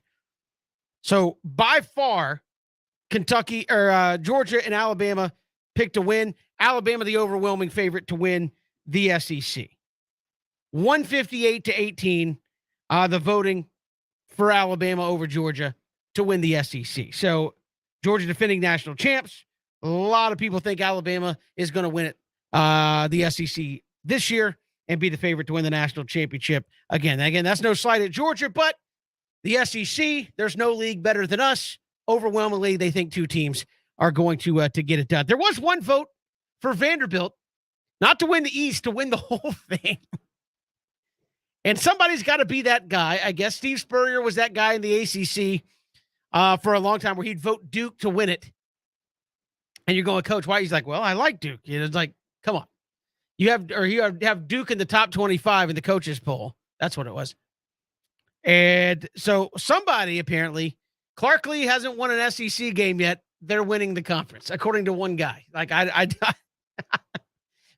one guy thinks the Doors are going to get it done. Sounds like they lost a bet. Like, hey, if you lose this bet, I know you probably don't want to do it. Vote Vanderbilt to win. Win what? The East? No, the whole conference. So somebody put Vandy down over Georgia, over Bama, over everybody to win the conference. So the East, as far as the media voting, turned out like this. You got Georgia, as we said, winning the East. They got all but 9 votes for first place in the East. Kentucky got a few. Tennessee got a few, I think, and Vanderbilt got 1. So you had Georgia, Kentucky was 2, Tennessee 3. So a lot of people really liking Mark Stoops' squad there in Lexington. Good quarterback, even though Will Levis puts mayo in his coffee. Don't get it. Solid defense, good running game with Rodriguez. Kentucky, number 2. And again, Georgia, Kentucky traditionally have played that last week of SEC play. Last few years has been to go to Atlanta. You don't think about it, but I mean, Kentucky, if they were able to knock off Georgia, could find themselves in Atlanta. So Kentucky 2, Tennessee 3, Florida and Billy Napier 4, and then South Carolina, Missouri, and Vanderbilt bringing up dead last. And again, I don't have a problem with this. I think this is the way most people see it. I wouldn't have a problem if Kentucky and Tennessee were flip-flopped. I think there's a lot of unknowns at Florida. They could be really good, but you just don't know. I think Billy Napier is a really good coach. But if they get off to a slow start, you lose to Utah, maybe that sends you down a bad momentum road there in the SEC. I think South Carolina, I mean, they could be a wild card. They won 7 games last year and were awful on offense. Had a grad assistant have to come off and start. He was over there helping with practice and doing what grad assistants do, trying to get in the coaching gig. And they said, hey, man, you got some eligibility left. We're going to need you to start a game. And he did. So South Carolina won 7 games with all that. Now they got Spencer Rattler in there.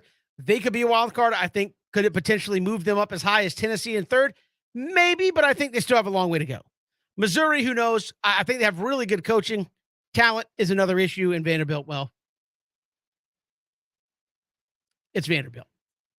So the East again, Georgia, Kentucky, Tennessee, Florida, Carolina, Missouri, and Vanderbilt. Over in the West, Bama got all but 4 votes. And I think Texas A&M got 3. Arkansas got 1 to win. This is to win the West. So this is how the media sees it in the SEC. Overwhelmingly Bama, then Texas A&M 2, Arkansas 3. I thought the West turned out pretty interesting, given the level of coaches that are now in the West, given the level of talent that is in the West. I mean, it's tough. I get it. But Texas A&M 2, Arkansas 3, Ole Miss 4. Then LSU, Mississippi State, and Auburn dead last, which probably means Auburn's not going to finish dead last because that's what Auburn does. And again, I like how the talking point coming out was, well, the media, they're always wrong. Most of the time, who they pick at SEC Media Days is not who's going to wind up playing in Atlanta. And I understand that, but Georgia and Alabama look really, really good. So Bama, A&M, Arkansas, Ole Miss, LSU, Mississippi State, and Auburn. Boy, for Brian Kelly, LSU, you can't finish 5th too often. I know you got some rebuilding to do, but you look at Alabama and Georgia, dominated in the votes. I think you look at the all-conference teams that were put out. Georgia had five guys on first team all-conference. Just 2 on offense, 3 on defense.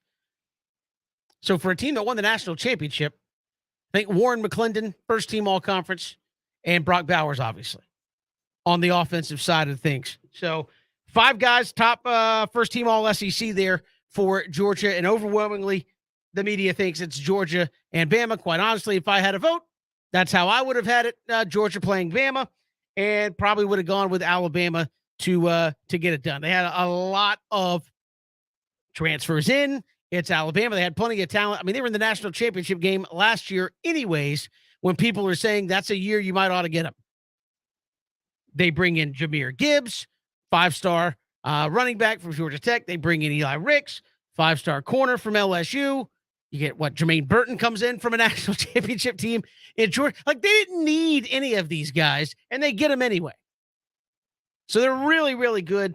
And again, it was overwhelmingly Bama over Georgia in the SEC championship game by the media, 158-18, the number of votes that went Bama, Georgia at the end of the day. So there's your SEC media poll, and you can throw that out with the bathwater. But I do think, I mean, if you did a fan poll, Georgia, Bama, I think would overwhelmingly be the picks. You just look at the talent, you look at what they have coming back, you look at how they stack up against the rest of the league, and obviously A&M, Tennessee, Arkansas, your dark horses here in the SEC. But again, for people wanting to ride the Tennessee train, I mean, you've barely beat Georgia in the last decade. You don't beat Alabama in the last decade and a half. You've beaten Florida once in 15 years. Like, if you can't beat any one of those 3 teams, you're not going to contend for anything. And is this a year they can beat Florida? And you got to probably beat at least 2 of them.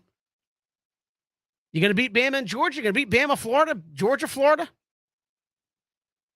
Tall task there in Tennessee, much less hope you don't have a slip up against somebody else.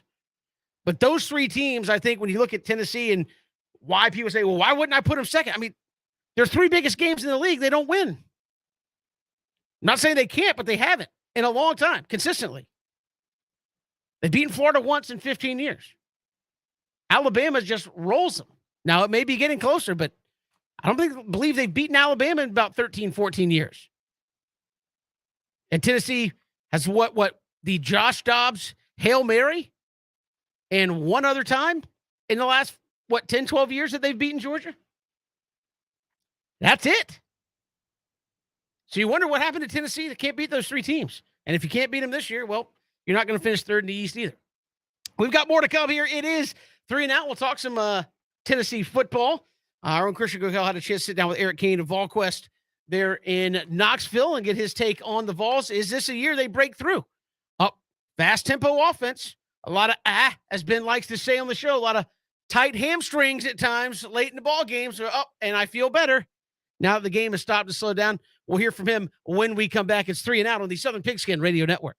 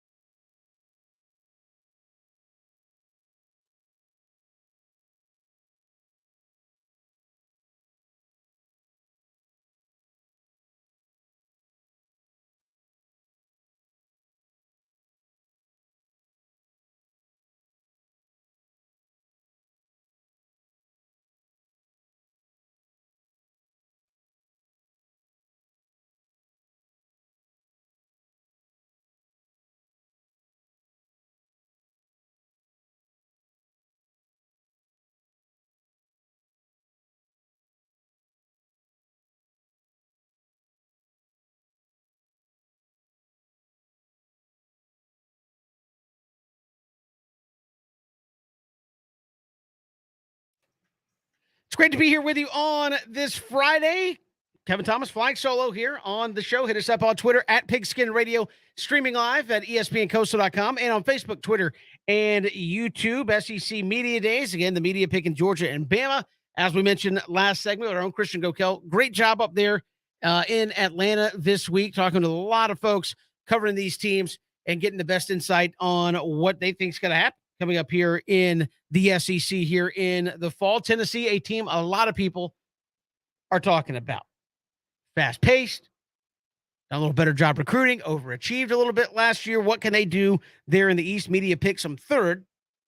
And our own Christian Gokel had a chance to sit down with Eric Kane of the Sports Animal there in Knoxville and VolQuest and talk about those Vols and how big of a factor they could be in 2022.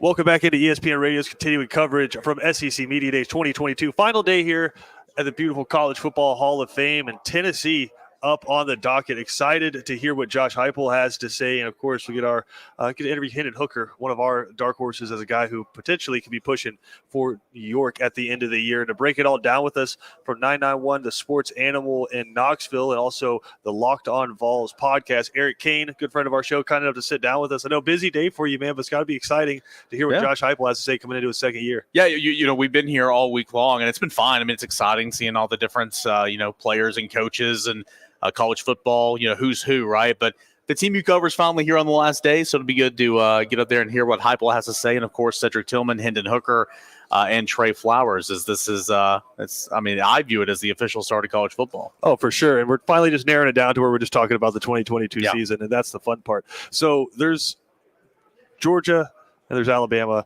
and then it feels like everybody's trying to chase them inside the conference right now. And one of those teams that a lot of people are pointing to in the East is Tennessee. And I think a lot of that has to do with how you finished the year last year. I know you don't end up winning the bowl game, but that's just such a coin flip at this point in college football. But how you finished the year down the stretch and how that offense started clicking, especially once you handed it over to Hendon Hooker. Now you have another year with Josh Heupel.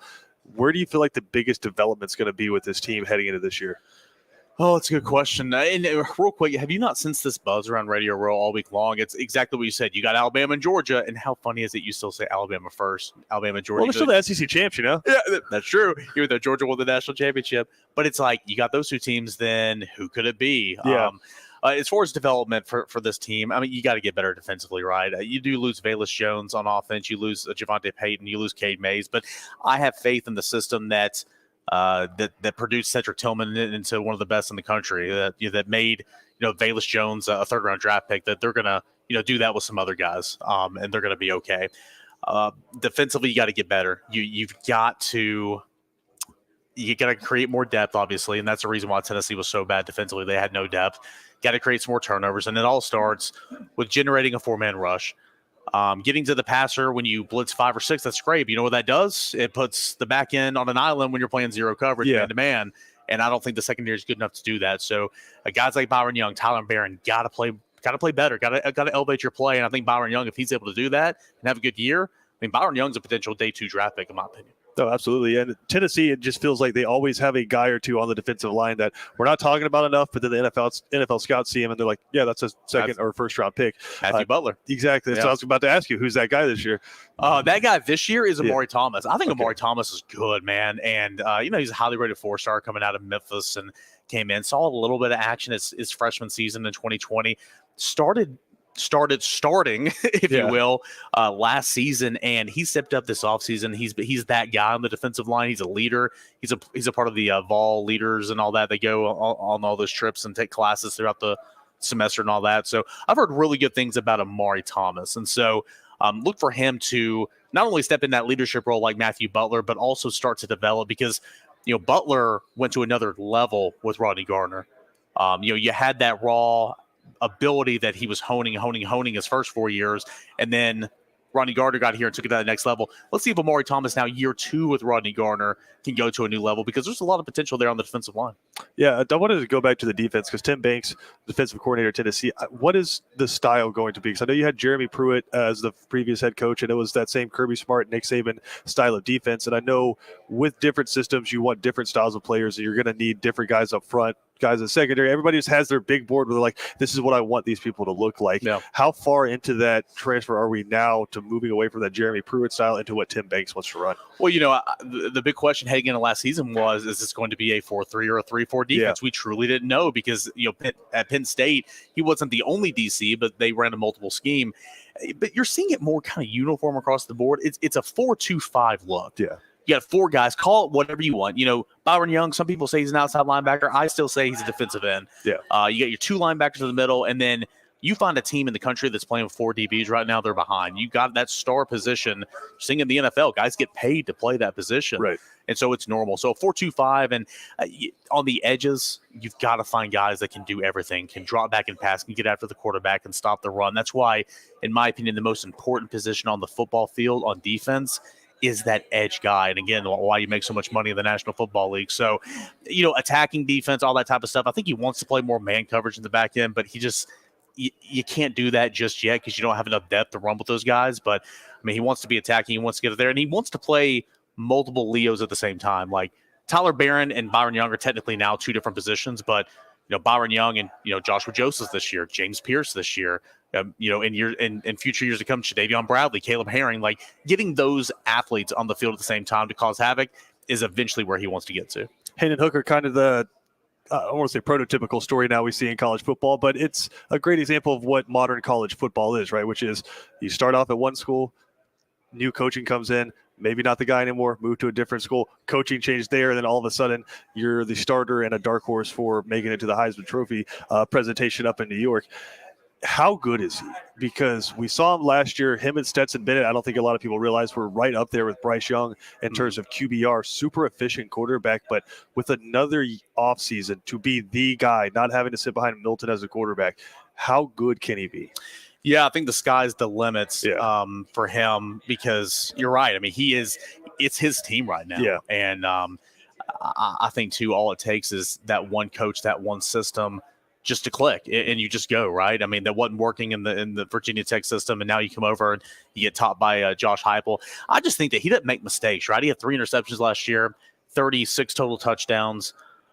He's very smart on not putting the football in the harm's way. He's very smart in reading. A lot of these routes are straight up option routes, and they're determining it on the fly. And so, that's what's really impressive by him. And then just having the ability to get the job done. So I know a lot of the numbers will kind of be compiled a little bit because of the offense and everything. But when you have numbers like that look, that is Heisman worthy type conversation numbers. Sure, it's not 50 passing touchdowns, but it's only 3 interceptions.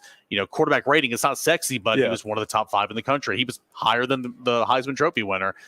He's good. And as long as he stays away from significant injury, Tennessee's offense will be very good. Eric, before I let you get out of here, how big is it that Tennessee beats one of the big 3 this year? Because all of a sudden there's a 5-game losing streak to Georgia, and all of a sudden there's a 5 game to Florida as well. Yep. And then we all know about the 15 to Alabama, right? Which a lot of teams are going to lose to Alabama, but still, how important is it for Heupel this year to get one of the big 3? And before that win in 2016 to Florida had been since 2003 or something like that. It's huge. And again, anything can happen, especially with this offense. I say this all the time. When you have this offense that scores like it does, you have a chance to win any game. Right. You do. But I'm not picking Tennessee to beat Alabama. I'm not picking Tennessee to beat Georgia. Tennessee better beat Florida this year. Yeah. If not now, then when? Billy Napier, there's like LSU, there's a lot of parallels of those 2 teams, in my opinion. I think there's talent on that roster. I think Billy Napier's a good coach. Florida's not going to be a 500, 7-5 team much longer. And they have a good quarterback, Anthony Richardson, who will be a high draft pick, in my opinion. So it's not going to be easy, but you have got to get Florida this year because there are certain things that you just want to check off in year number 2. Rome wasn't built in the day, okay? But you need to win the Pitt game, and you need to win the Florida game here in year 2. You simply put. So to answer your question, beating one of the big 3, it's a must this year, and it's I think the only option to look at would be Florida, and I think it'll be disappointing if he doesn't.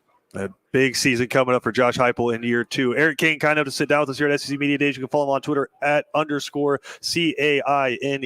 Eric, appreciate the time, brother. Enjoy Tennessee Day. Hey, always fun, man. Thanks so much. That's our own Christian Gokel hanging out with Eric Kane, VolQuest. And again, for Tennessee, just what we were talking about coming in that last break. You can't beat Alabama, you can't beat Georgia, can't beat Florida. It's going to be a tough year. And again, it's not just, but you haven't beaten Alabama in 15 years. You've beaten Georgia, on a 5-game losing streak. It's really, I think if you look at it, it's like twice in the last 12 years you've beaten Georgia. And Florida, I think it's once in the last 14. So you can make it sound a little better. It's still bad, but you can make it sound a little better. It's like, hey, we're over our last 5. No, it's worse than that. Like it's like 2-13 against Georgia or something crazy. Maybe it's not quite like 2-10, but it is 1-14 against Florida, and it is 0-15 against Bama. So you have been awful against the big 3. And if you can't beat any of those teams, it's going to be a tough year. And as you said, if you can't beat Florida this year with a new coach, new system, new talent, when are you going to do it? And Bama and Georgia ain't going anywhere. It would not appear. So still tough sledding there at Tennessee, despite the fact that they run an amazingly exciting offense to watch there with Josh Heupel. We got more to come here. It is 3 and Out all across the Southern Pigskin Radio Network.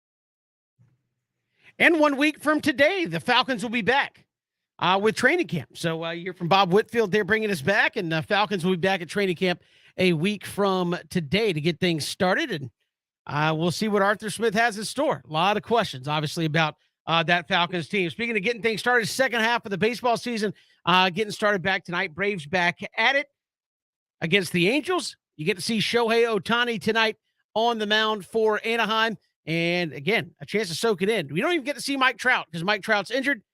And throughout his entire 12-year career, 3 games against the Atlanta Braves. 3. So whenever someone like Ohtani rolls in, you better take notice and watch him while you can. You just don't see a guy that does what he does every day. Not since Babe Ruth has a guy dominated on the mound, at the plate. And as I said in the open earlier today, they're discouraged from doing so. The current case in point, I think one of the Braves signees or draft picks, not signees, but one of their draft picks, the Braves flat out told him, "You're a pitcher." And he said, "But I want to be a two-way player." "You're a pitcher." And I don't know why baseball I know you have a lot of investment in guys, but if you get 2 players for the price of 1, why wouldn't you encourage that if they're able to do it at a high level? I know it's difficult, but if you got an athlete that's capable of doing it, let him try. Let him try. But the game of baseball certainly now discourages things like that. That's why Shohei Ohtani is just an outlier in general. I think you've seen guys who could do it. When you get to the major league level, it's just kind of discouraged. Hey, we got all the money tied up in you pitching. Don't go out there and play the field. Or vice versa. Hey, you're too good a shortstop or whatever to be wasting time trying to figure out how to pitch. So take Ohtani for what he is. You don't see it very often. You probably won't see another guy like him for a long time in Major League Baseball. We got more to come. Final hour. Joe Tessitore, Jake Crane, Ryan McGee. We'll hear from all of them as they've been at SEC Media Days. Our own Christian Gokel had a chance to catch up with them. And the official start of the college football season is now here, now that everybody's moved out of Atlanta. And we are rocking and rolling towards the start of the football season. Final hour coming up around the corner. It is 3 and Out all across the Southern Pigskin Radio Network.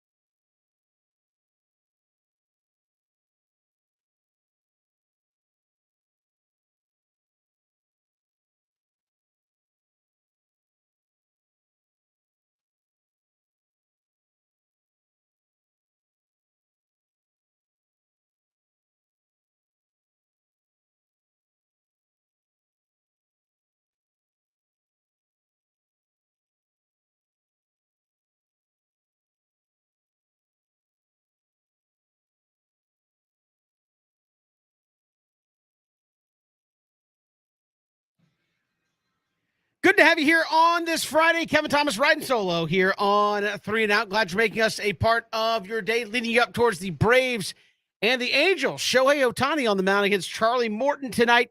Should be a great pitching matchup, and again, soak in the Ohtani experience, although MLB Network would have you believe that the bold prediction, the Braves are going to end up with Shohei Ohtani. So who knows? Alex Anthopoulos works a little magic. You end up with Shohei Ohtani. I mean, who knows? It doesn't seem like an Alex Anthopoulos type move, given kind of what he's been able to pull off the last couple of years, but with lesser named guys who come and contribute. But bold prediction that thinks maybe the Braves could make a run at Shohei Ohtani here before the trade deadline coming up, I believe next Sunday. It's actually, or next Monday, the first day of August. I think they moved it back a couple of days because they got started a week or so late because they couldn't get their act together in terms of the CBA. That's neither here nor there. But we got a full final hour of the show. We'll hear from Jake Crane, Ryan McGee, as our own Christian Gokel caught up with them at SEC Media Days talking college football. And it was so good, refreshing to hear some of the thoughts on college football, the game, as Christian said, as opposed to just, hey, what in the world's going on? Is this going to be mega conferences, NIL? What is it, 20 teams? Like, let's just talk about what's going to happen on the field. But our own Christian Gokel caught up with the voice. You hear him a lot on college football, especially with the SEC. Joe Tessitore there in Atlanta from SEC Media Days. Welcome back into ESPN Coastal. Christian Gokel coming to you from the College Football Hall of Fame for SEC Media Days 2022. And I'm kind of nervous now because why is that? My voice is no longer the golden voice on the show. Because I don't know about that. I mean, I don't even know if I have to introduce you, but I will give you your just dues. Sure. Joe Tessitore of ESPN, kind enough to take some time, covers everything from boxing to the NFL, college football. You can hear his voice all over ESPN's networks, and one of the best in the business, kind enough to sit down with us. But I know this is where his heart is. Yo, there's no college doubt about football. That. This is my passion. Oh, I got you. Not just college football, but SEC football. I've been covering this league and embedded in this league for so many years now. And, having been on the ground floor of conversations, I mean, I can remember Commissioner Slive, God rest his soul, even approaching me a year before we started the network and talking about the plans and having conversations and advisement and counsel, and day one of even getting the SEC network off the ground.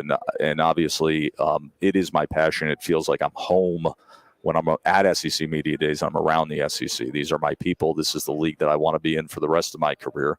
I think it's the best brand in all of American sports. What is it that makes it so special to you? Because I know it's tribal. There's a lot of people that feel the same. Yeah, it's tribal. It's religious fervor, and it's how people identify themselves. And when that tagline, the log line, if it means more, is not just a marketing line, it does mean more. Right. It means everything.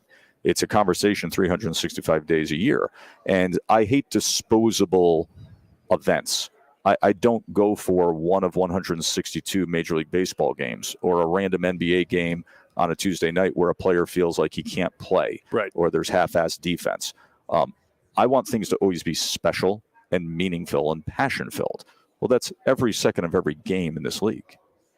Yeah, and it's just a wonderful event. I think what I've found cool about this year, right, you're projecting forward to the 2022 season, but you're surrounded by history. I really like here at the Hall of Fame, the college football. This is nice. Also, the ceilings are much higher than at the hotel in Hoover, Alabama, which is nice. You get some natural light. But we are here, and this always feels like it's the beginning of the 2022 season. I know we've been looking at so much of the college football as a business and as a structure, but now it feels like we're narrowing down and focusing on, and I feel like it's been unfair to them, but focusing on the players that are going to be on the field this fall. Everybody in endemic media does this in every sport, in everything. I don't care if it's my world of doing boxing or the NFL does this like crazy, is you cover something so much 365 days a week that you end up covering the business of it rather than the sport of it. So you end up covering NIL and conference realignment and this and NCAA jurisdiction, and you end up covering free agency and television in the NFL. And this, it's like you forget why fans care about it. They care about it because of football and football players. So getting to a week like this where you can talk about previews and who's going to be good and this player and that player and the rosters and the matchups and the rivalries is really a great relief it really makes you feel like, oh, my God, I'm a fan. Wow, I can actually talk football. So I've concentrated a lot this week on doing that and continue to do that as I anchor through today. Well, let's do it. Alabama on the docket today, and Yes. we always know when Nick Saban's rolling through because the fans get here much earlier than he does to see them walk through just the for entourage, 5 seconds. Absolutely. Looking at this team, probably the best offensive player in the country, best defensive player in the country, best player in the country. Ridiculous. Yeah. Probably should have been in New York last year. Should have won it. Yeah. Do you want to show me? My heart is so happy right now. The man had 34.5 tackles for loss and 17.5 sacks, and single-handedly took over games. Correct. He was the most unstoppable force in the sport, and it was not close that he was the best player in college football last year. People who listen to the show know how happy I am to hear that. Which, as somebody who was for many years, the Heisman expert on ESPN and, on the Heisman broadcast for a decade, the entire Heisman voting system has to be shredded, burnt to the ground, and rebuilt because it is archaic at this point. It is based on the 1950s, 60s, and 70s and 80s of print journalism and a marketing effort. Right. When you dole out 900 plus votes because you want to make sure that every newspaper across America has a vote, thus gives you coverage. Well, that's antiquated. That is not how America works any longer. And you don't have a voting block that really is monitoring the sport properly. So you're taking people who really know the sport really, really well, and you're watering down their vote to just the masses, which means that the default becomes who's the best quarterback playing on a championship caliber or championship team. And sometimes it feels like who's the guy who you don't get fatigue from because, like, say, Bryce Young this year, you're leading into it. He's got all the talk, but then the guy who gets hot week 5 or 6. But the voting system of the Heisman is absolutely absurd at this point. I have great respect for the legacy of the award. The people who run it are excellent. Sure. The brand is excellent. The voting system has to be blown up. It makes no sense. Zero. But with those two guys booking offense and defense, Alabama odds-on favorite to win the national championship. Yes. Do you see anybody pushing them in their division? Yes, anything can happen. On October 8th, Texas A&M can beat them. LSU can beat them. Any team in that division has enough talent to pull it off. Auburn was one single play away. It was amazing from beating them last year, and Auburn needed Alabama needed 10 different plays to go their way in order to pull that out. Anything can happen, and especially if number 9 gets injured. Right. All he has to do is miss one game, and you don't know what's going to happen. Jalen Milroe is going to come in and has no experience, has physical gifts and assets, but has no experience. Now, we are a Georgia affiliate, and we're talking about just the storylines and the narratives around these players that we love to cover. And the story of Stetson Bennett, I feel like a lot of people really started paying attention last year once it was solidified that, hey, he's not giving this spot back up to JT Daniels. Right. But he's coming back for another year as a defending national champion quarterback, and still, even in his own fan base, hearing chirps about I was broadcasting the spring game when Carson Beck went out and had a wildly successful first half, and you could see it happening. Right. Guy just won a national championship. Yeah. Isn't that the goal? Yeah. Isn't that what we're trying to do? Like, I don't care, 5'10", 185 pounds, former walk-on with a postal hat on. Right. Won a national championship. So you give me all the 5 stars you've had over the last 30 years. Don't give me one of them. Matthew Stafford's one of the greatest quarterbacks generationally to play this sport. Aaron Murray is a phenomenal talent. This guy won a national championship. Joe, before we let you get out of here, just a storyline that you're thinking about, right, as you're driving into work that's kind of spinning around in your head. Yeah. What are you excited about, thinking about as we're heading towards this season? This is one of the best quarterback leagues it's been in many years. And yet, even with that, there are a few guys out there who may be some of the best quarterbacks in this league who aren't even here this week in this building at Media Days and haven't even officially won their starting jobs yet. But the quarterback talent in this league is supreme right now. Supreme. And beyond Bryce Young, I'm telling you, KJ Jefferson could be way next level with his physical gifts. Same with Anthony Richardson. Other guys who are playing in systems like Will Rogers and Hendon Hooker are going to put up video game kind of stats. Guys who haven't solidified or nailed down jobs yet, like Zach Calzada, Max Johnson, or Haynes King, I think or Jackson Dart, I think are going to have excellent seasons. Guys are going to take losses. Sure. Some people are going to lose. But I think you have as good of a quarterback league as we've ever had It's interesting when Spencer Rattler comes into your league and he's hardly nobody's being even spoken talking about him enough. at SEC I just meetings. didn't even say his name. Right. And I think he's going to be incredible. Stogner, his tight end, too, is going to have a huge year. Joe Tessitore, ESPN, SEC Network, kind enough to take some time with us, man. I know you're busy, but I appreciate the time. Thank you, Christian. So be much. well. That was our own Christian Gokel there with Joe Tessitore talking college and the quarterbacks again in the SEC. They are absolutely right. Going to be unbelievable the level of quarterback you see in the SEC this year. And again, Spencer Rattler, big time name in Oklahoma. He goes to South Carolina. Nobody's talking about him. You're talking about Bryce Young. You're talking about all these other guys.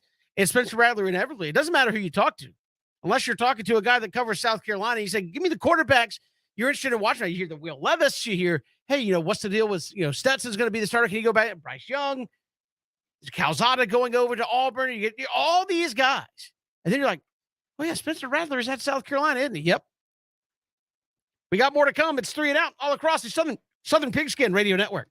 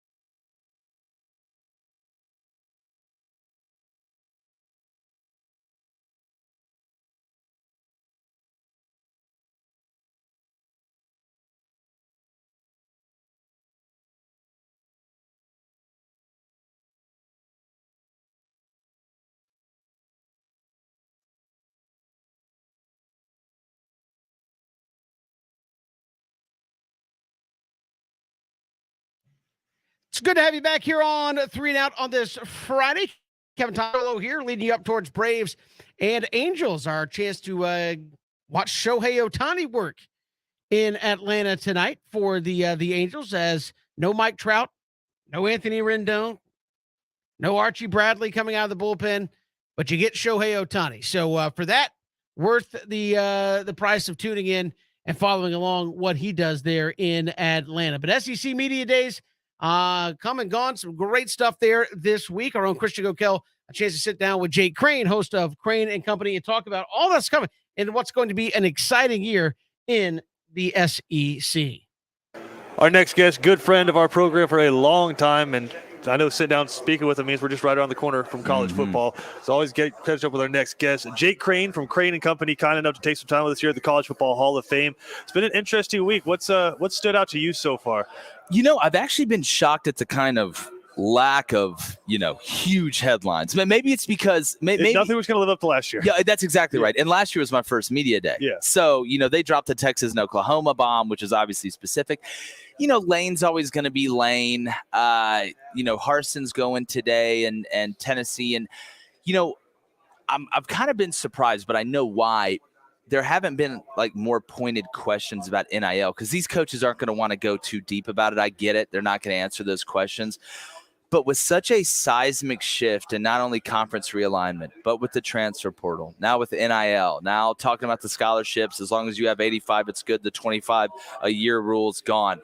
There's so much changing. I'm surprised we kind of haven't gotten more questions about the direction of college football. And because, again, you have coaches that are older and coaches that are younger. But no, I think it's actually been pretty smooth. I was guessing there wasn't going to be a ton of fireworks with Nick Saban after the Jimbo Fisher thing. It's like I've told everybody, if you would have told me last year at this point that within the next year, you would have Nick Saban get reprimanded for being a distraction when he is the king of eliminating distractions or not causing distractions, I would have been absolutely shocked. I would have asked you what happened. I don't get it, whatever. So no, man, it's been I think it's actually been pretty smooth, and we haven't had that huge knockout punch headline or somebody's going this place or somebody's doing that. It is interesting, right? Because in the main media, for those of you listening at home, maybe don't know what it looks like. Just picture a giant stage and rows upon rows of tables of reporters that get to ask questions. And it's kind of stark because you'll have the national writers who do ask some of those questions, right? They're like hey, coach, which way do you see college football going? How are you dealing with NIL? And then you have a lot of local people so your third wide receiver. That's exactly right. So it's interesting that the coaches are having to bounce back and forth, but how much of the lack of those questions, because they're having a few, but not a ton, as you mentioned, you think it's just fatigue from the reporters because it's all they've talked about since January. Yeah, I think it's a little bit of that, and I think they know the answer they're going to get is very generic. I don't think a coach is going to come out and be like, "This is absolute." It's so funny watching the difference between college basketball coaches and college football coaches. Yeah. You've had college basketball coaches just come out and say, "I don't want to do this anymore." Yeah, this is ruining the game. I want to retire. This, that, and the other. I don't think you're going to get a ton of college football coaches that kind of come out and do the same thing. But I think they know they're going to get the company line answer.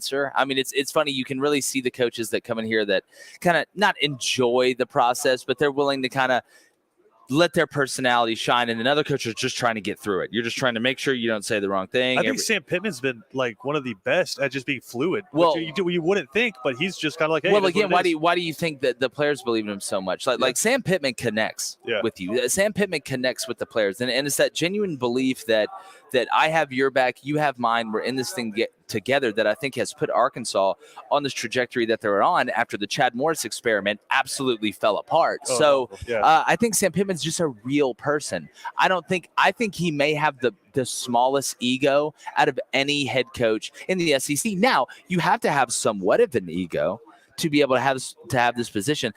But Sam Pittman's not going to big time anybody. Sam Pittman's not going to come in here with the I'm better than you attitude because I'm the head coach at Arkansas. And I think that common man approach and the personality that he has just speaks volumes and is such a good fit at Arkansas. In that same vein, talking about attitudes, kind of the opposite of that coming into today, Brian Harsin had big 50 Cent mini men vibes. Where somebody put a hit out on me at Auburn. I survived it, and now I'm saying it here. And he kind of made the quote, like, y'all didn't expect me to be here, and I'm here right now. I think it's an interesting vibe.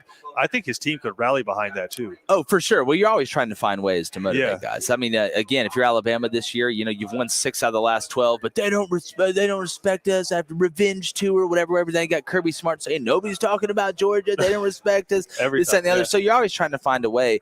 But Christian, I'm from Auburn. I grew up at Auburn. My dad was All-American at Auburn. Until Auburn gives a guy full control, we're going to stay on this hamster wheel. We may have a good year every 3 to 4 years, but Auburn will never reach its potential. Saban has full control. Pittman has full control. Lane has full control. Jimbo has full control. Ryan Day has full control.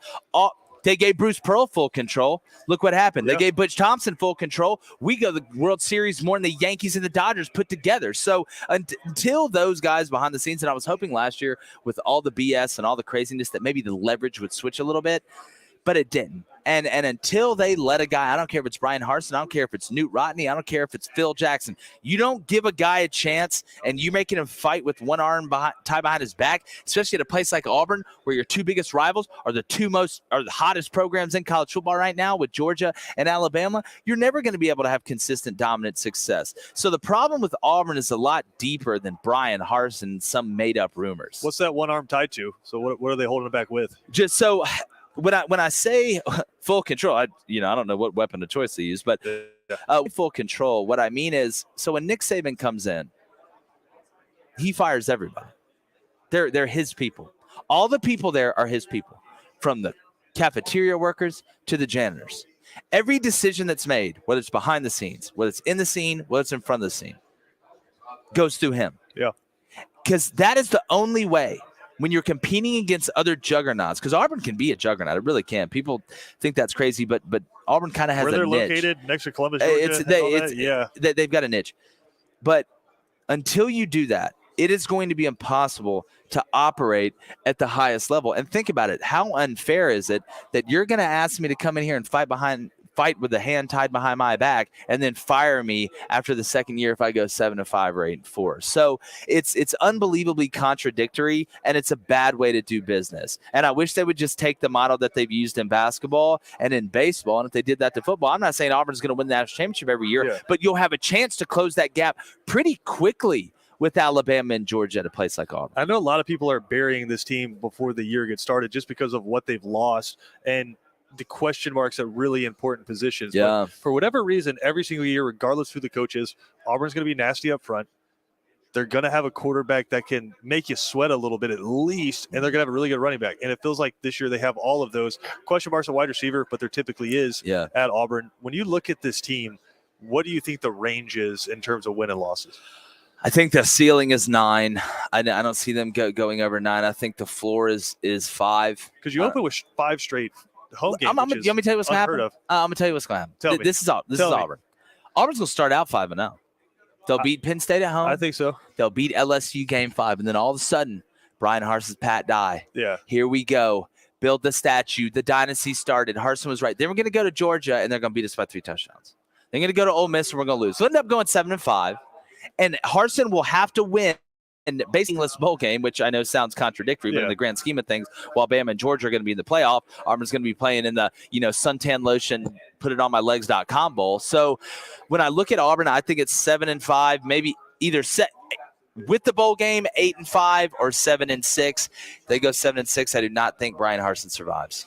It's fascinating. I did want to ask you for local for us. We're out of Savannah. Quarterback on the roster there, Holden Gariner, is sitting behind some quarterbacks with a lot of college experience, but none of them like the guys like, oh yeah, that's for sure starter.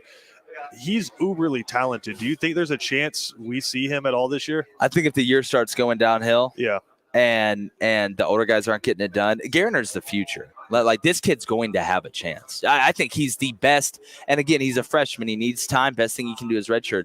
But from a potential standpoint, with Zach Calzada, with TJ Finley, with Robbie Ashford, I think he's got more potential than any of them. So Holden, to me, you talk about, he's got good mobility.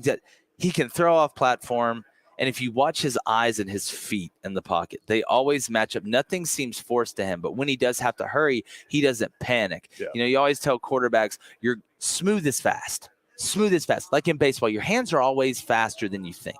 So I think Holden's got a really, really bright future.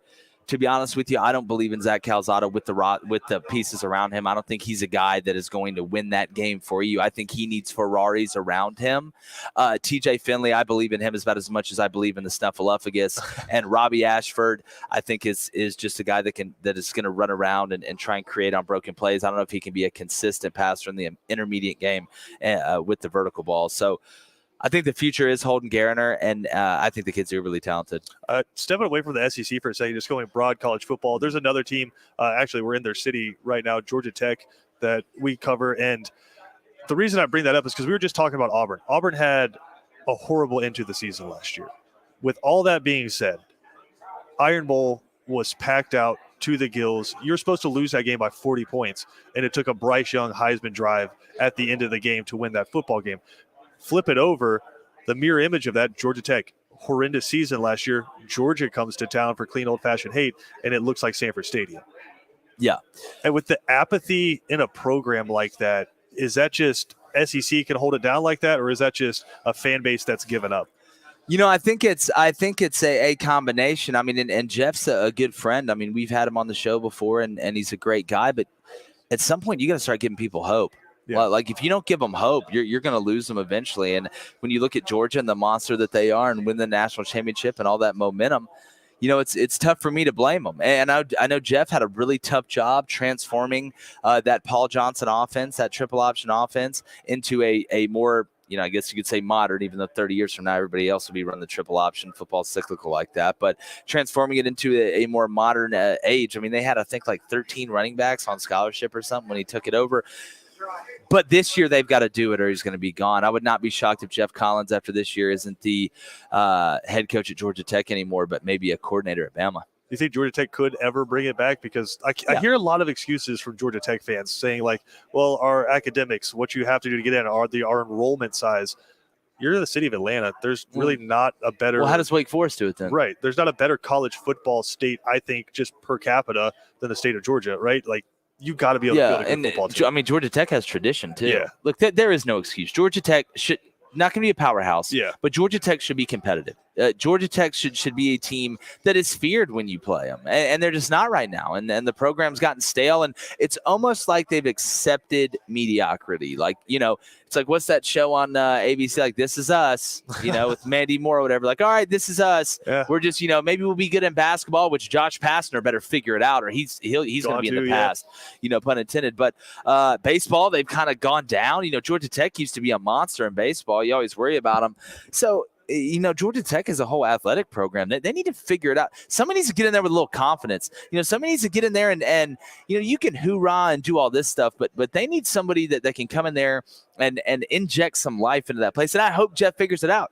I hope they turn it around this year because Georgia Tech doesn't need 6 years of success for people to come back. They just need a little hope, and they've gotten no hope. It's amazing how quickly you move on from a guy who took you to 2 Orange Bowls and now looking at where you are going into year 3 of Jeff Collins. All right, Jay, before we let you go here at SEC Media Days, I know we're all filling out our list of who we think is going to be all SEC. Then, of course, the predicted final rankings inside the SEC East and SEC West.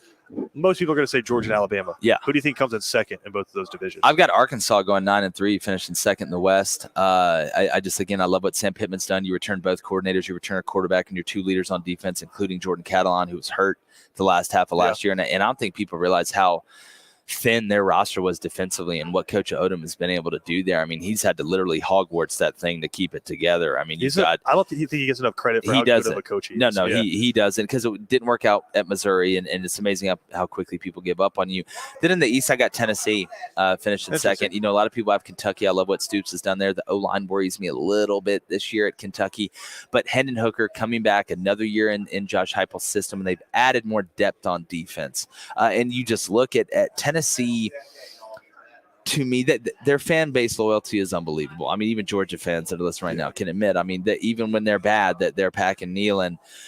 But I really believe that they believe as a team that they believe, because it's one thing for the fans to believe that the team belongs. It's another thing for the team to believe in. I think Hendon Hooker coming on last year, coming in for Joe Milton and taking the reins and saying, you know what, I'll steer the ship was huge, and they have confidence. So I think Tennessee, I believe I got them going 5-3. I think I got Arkansas and Tennessee both going 5-3 because it's going to be a gauntlet this year in the SEC. But I'm so intrigued to see some of these teams, in the middle tier that are going to try and take the next step, whether it's LSU, getting back to glory, whether it's, Ole Miss trying to recreate what they did last year, which is going to be tough. And then A&M, obviously, with all the hoopla of the greatest recruiting class of all time. It's kind of like the Barnum and Bailey circus. It's the number one, the greatest show on earth. So there's so many storylines, but look, the only lines that matter are the ones on the field.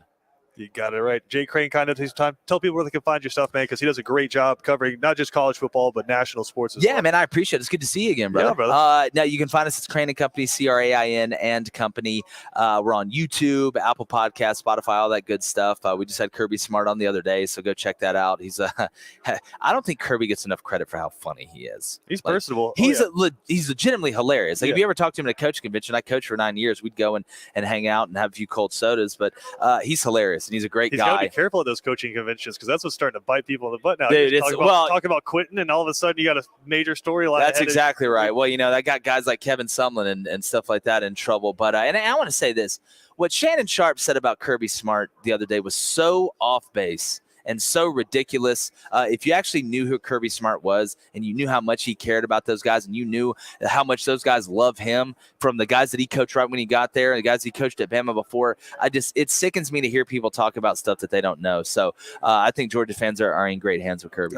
People make a lot of money doing that these days. It's unbelievable. Jake, I appreciate the time, man. We're going to catch up with you during college football season, and hopefully predictions are right, man, because we want to see Georgia back in the SEC championship again. Look, I got them going 8-0 now. SEC championship's going to be a who's who, but Stetson Bennett wins the Natty this year, greatest Georgia quarterback of all time, right? I think he might already be, but that's God, I love where your head's at, Christian. All right, buddy, I appreciate it. That's Christian Gokel with Jake Crane of Crane & Company here on 3 and Out. We've got more to come on this Friday. Stay with us all across the Southern Pigskin Radio Network.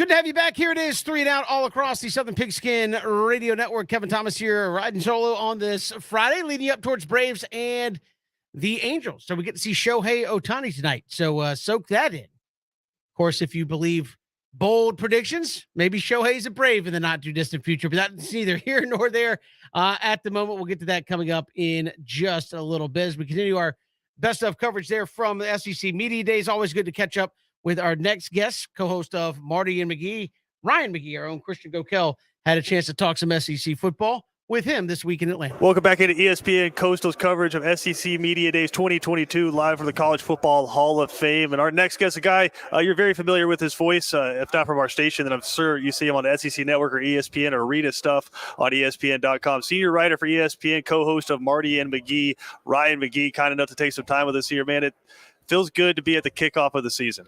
Yeah, I was on the beach like 48 hours ago. So wait, which beach are we talking? This is the last beach in North Carolina, okay. Sunset Beach. So yesterday I wasn't quite ready, but today I'm like in the groove now. Like today I feel like I'm going, and I just love being. No exaggeration. This building is one of my favorite places on earth. Oh yeah, I love it here, and the great secret is that when we're doing shows or like if we do the College Football Awards, I get to wander around up here. Usually, it's like night at the museum. I get to wander around up here by myself. Oh yeah, and it's awesome. So you got to make sure you get out of here before they lock it up. Yeah. But I love it here. But no, it's great. Yeah, I'm with you. It's good to get in the swing of things. Now I just like the ambiance, right? Because it's the kickoff of the season, but we're surrounded by the history of it too. Oh, it's the best. And I'm such a nerd about those things. And it's just like this corner over here with Paul Bunyan's axe and the trombone. Yeah. From the Cal Stanford game, and I just this is my happy place. So I know a lot of what we've been talking about for the past 3-4 months is just the peripheral of college football, right? It's the business of college football. But as we're narrowing it down and we're coming to kickoff here, what are some of the stories that are just kind of spinning in your head that you're excited to see play out, or you know are going to play out? Just what's kind of working up there right now? I want to see what Georgia's deal is. The fact that I go back to the column that I wrote. At 3:00 in the morning after Georgia won the national championship was, I followed Stetson Bennett the fourth round, and guy won a national championship. And leading into the game, people are asking, should he be starting the game? Right. And then he played, and then it was awful in the first half, and then he became the hero. And like a week later, everybody's bummed because he didn't leave. Yeah. It's the craziest situation. So he went from, we don't really want, that's not the guy, to folk hero, to, is he really going to stick around?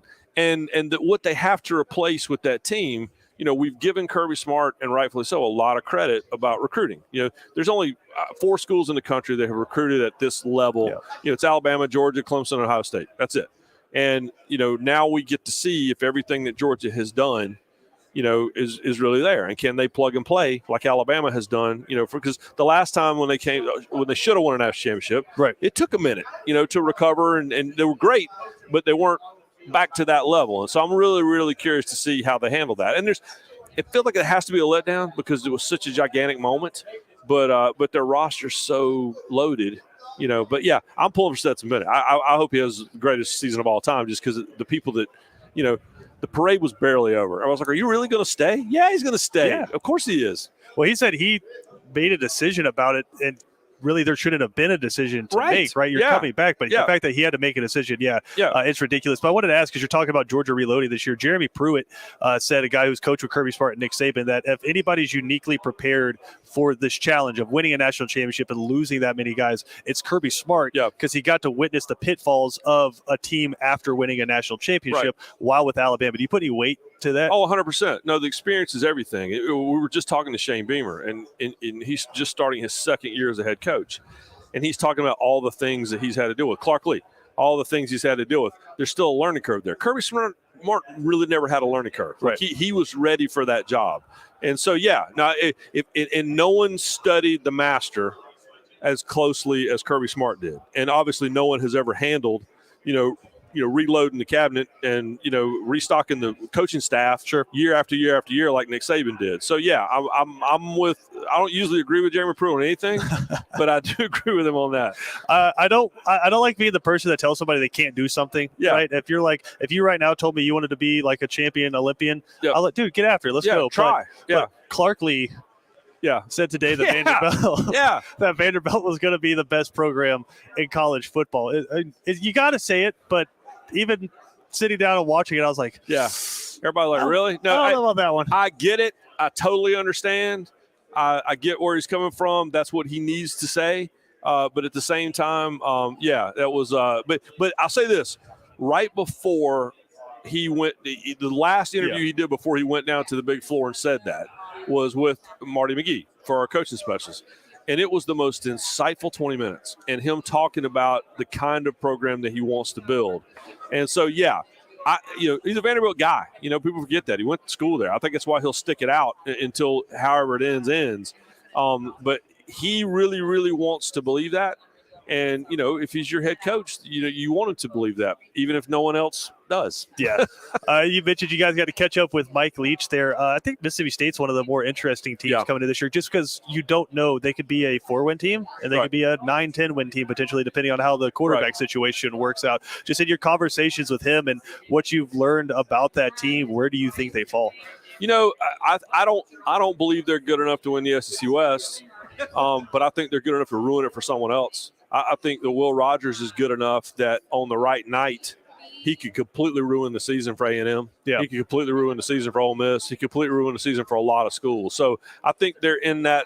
If you go to Mississippi State right now and you say, I'll give you 9 wins and whatever we're calling the Outback Bowl now, and things like the Tampa Bowl or something like that. You'd say thank you very much. Yeah. Take it right now. But I think they've got one big win no one sees coming in them probably this season. But I'm really disappointed Will Rogers didn't hear. Yeah, that was even more so than Spencer Rattler. To me, the one guy I wanted here to talk to that we didn't get an opportunity to was Will Rogers, because I think he has a chance to be like sneaky great. It's certainly going to put up some numbers, so we'll see. Oh, for sure. Any quarterback returning to a system with Mike Leach is another year to learn it. It should be a whole lot of fun to watch. But you mentioned Spencer Rattler there. Guy this time last year, Heisman Trophy favorite, right? Number 1 overall pick, right? And now he's coming in, not even being mentioned inside like the top 5, 6, 7 quarterbacks inside the SEC. Probably not even in the top 15 storylines coming into the SEC this season. I think it's weird because South Carolina, it felt like last year was a quarterback away from winning a few more games. I don't think people realize how close they were to being a much better team than they were. No, 100%. I'll say this about Spencer Rattler, and I had dealt with him a little bit at Oklahoma. He got benched a couple times at Oklahoma. He's dealt with a lot. And I read all the stories that everyone else did, and I heard all the rumors that everyone else did about terrible locker room guy. I never saw that. I mean, all of my dealings with him. And then I worked the sideline for the South Carolina spring game back in April. And everyone wanted to know, how did he play? We played great in the first half. Didn't play in the second half. But the part that impressed me was in the second half, he was on the sideline, was supporting the third and fourth string guys who were in the game, knew them all by name. Guy hadn't been there since February. Yeah. And so everything I've heard about him, I have not seen. That doesn't mean it hadn't happened, but I've not seen it. And Shane Beamer, when we talked to him today, was super complimentary, not just about – listen, they also got the best player from Wake Forest to transfer in. They got the best player from one of the best what I call 1AA FCS programs to transfer in. Right. They have a chance to get a lot better, a lot quicker. Unfortunately, their schedule is brutal. Yeah. But Rattler's seen it all, man. So I don't think anything's gonna rattle. Yeah, Rattler. I don't know. Takeo Spike said they're gonna upset Georgia and Williams-Brice. And there's a lot of people I'll argue with. Yeah, I'm not arguing with Takeo I'm Spikes. so excited. I didn't know. So I've been at the beach for a couple weeks. I didn't know he was working with us now, and so I walked into we have a big office downstairs for the SEC network, and I walk in there and I was like, I grabbed Roman Harper. I go, is Takeo Spikes? I would recognize that neck anywhere. Does he work for us now? And he's like, yeah. And the press release went out yesterday. So I had no idea. And one of my all-time favorite players. Yeah. But I'm not. My plan is to not make him angry ever. With anything ever. Yeah. Nobody works as hard as you do and cover what you do the way you do unless you love it, right? I mean, right. I love it. We've seen just your passion projects that you put out there, and as much as you write about it, right? And so I recently got a chance, actually before this, stopped off in Columbus and then went over to Auburn. I got to see Jordan Hare for the first time, go to Toomer's Quarter, to Toomer's Drugs, get frozen lemonade, right? It's awesome. And just like standing by an empty stadium. It's the best. It's goosebumps on the back of your neck. And so it's as many places have you been, as much as you cover it, as much as you have to write, like you said, at 3:00 in the morning, putting out multiple stories a night and a lot of stuff about stuff I'm sure you don't want to write about. Does it ever change? I mean, do the goosebumps ever go away? I cannot believe they pay me money. I cannot believe that every month, twice a month, I get a piece of paper in the mail with the Walt Disney Company logo on it, and they pay me to do this. Marty and I talk about it all the time, but it's listen, you know this. My dad was a college football referee my entire childhood. And so I got to go to games 3 hours early and had sideline credentials, and we get to hang out. And all I could think was, I'm looking around at the writers and the newspaper photographers and the TV reporters and the radio guys, and I'm like, all these people are getting paid to be here today. How do I get in on this? And so, no, and to your point, the mark of a great sporting venue is what it's like when it's empty. Yeah. You know, you walk into, like I go to Indy 500 every year. 350,000 people there. I kind of like it better when there's no one there because you can just feel it. Jordan Hare's like that. You know, Neyland Stadium's like that. There's, you know, I feel that way everywhere I go in the SEC. And so, no, it's the best, man. And I love going into an empty ballpark or an empty football stadium because then you get the goose. And that's Ryan McGee with our own Christian Gokel there at SEC Media Days. Back with more 3 and Out, Southern Pigskin Radio Network.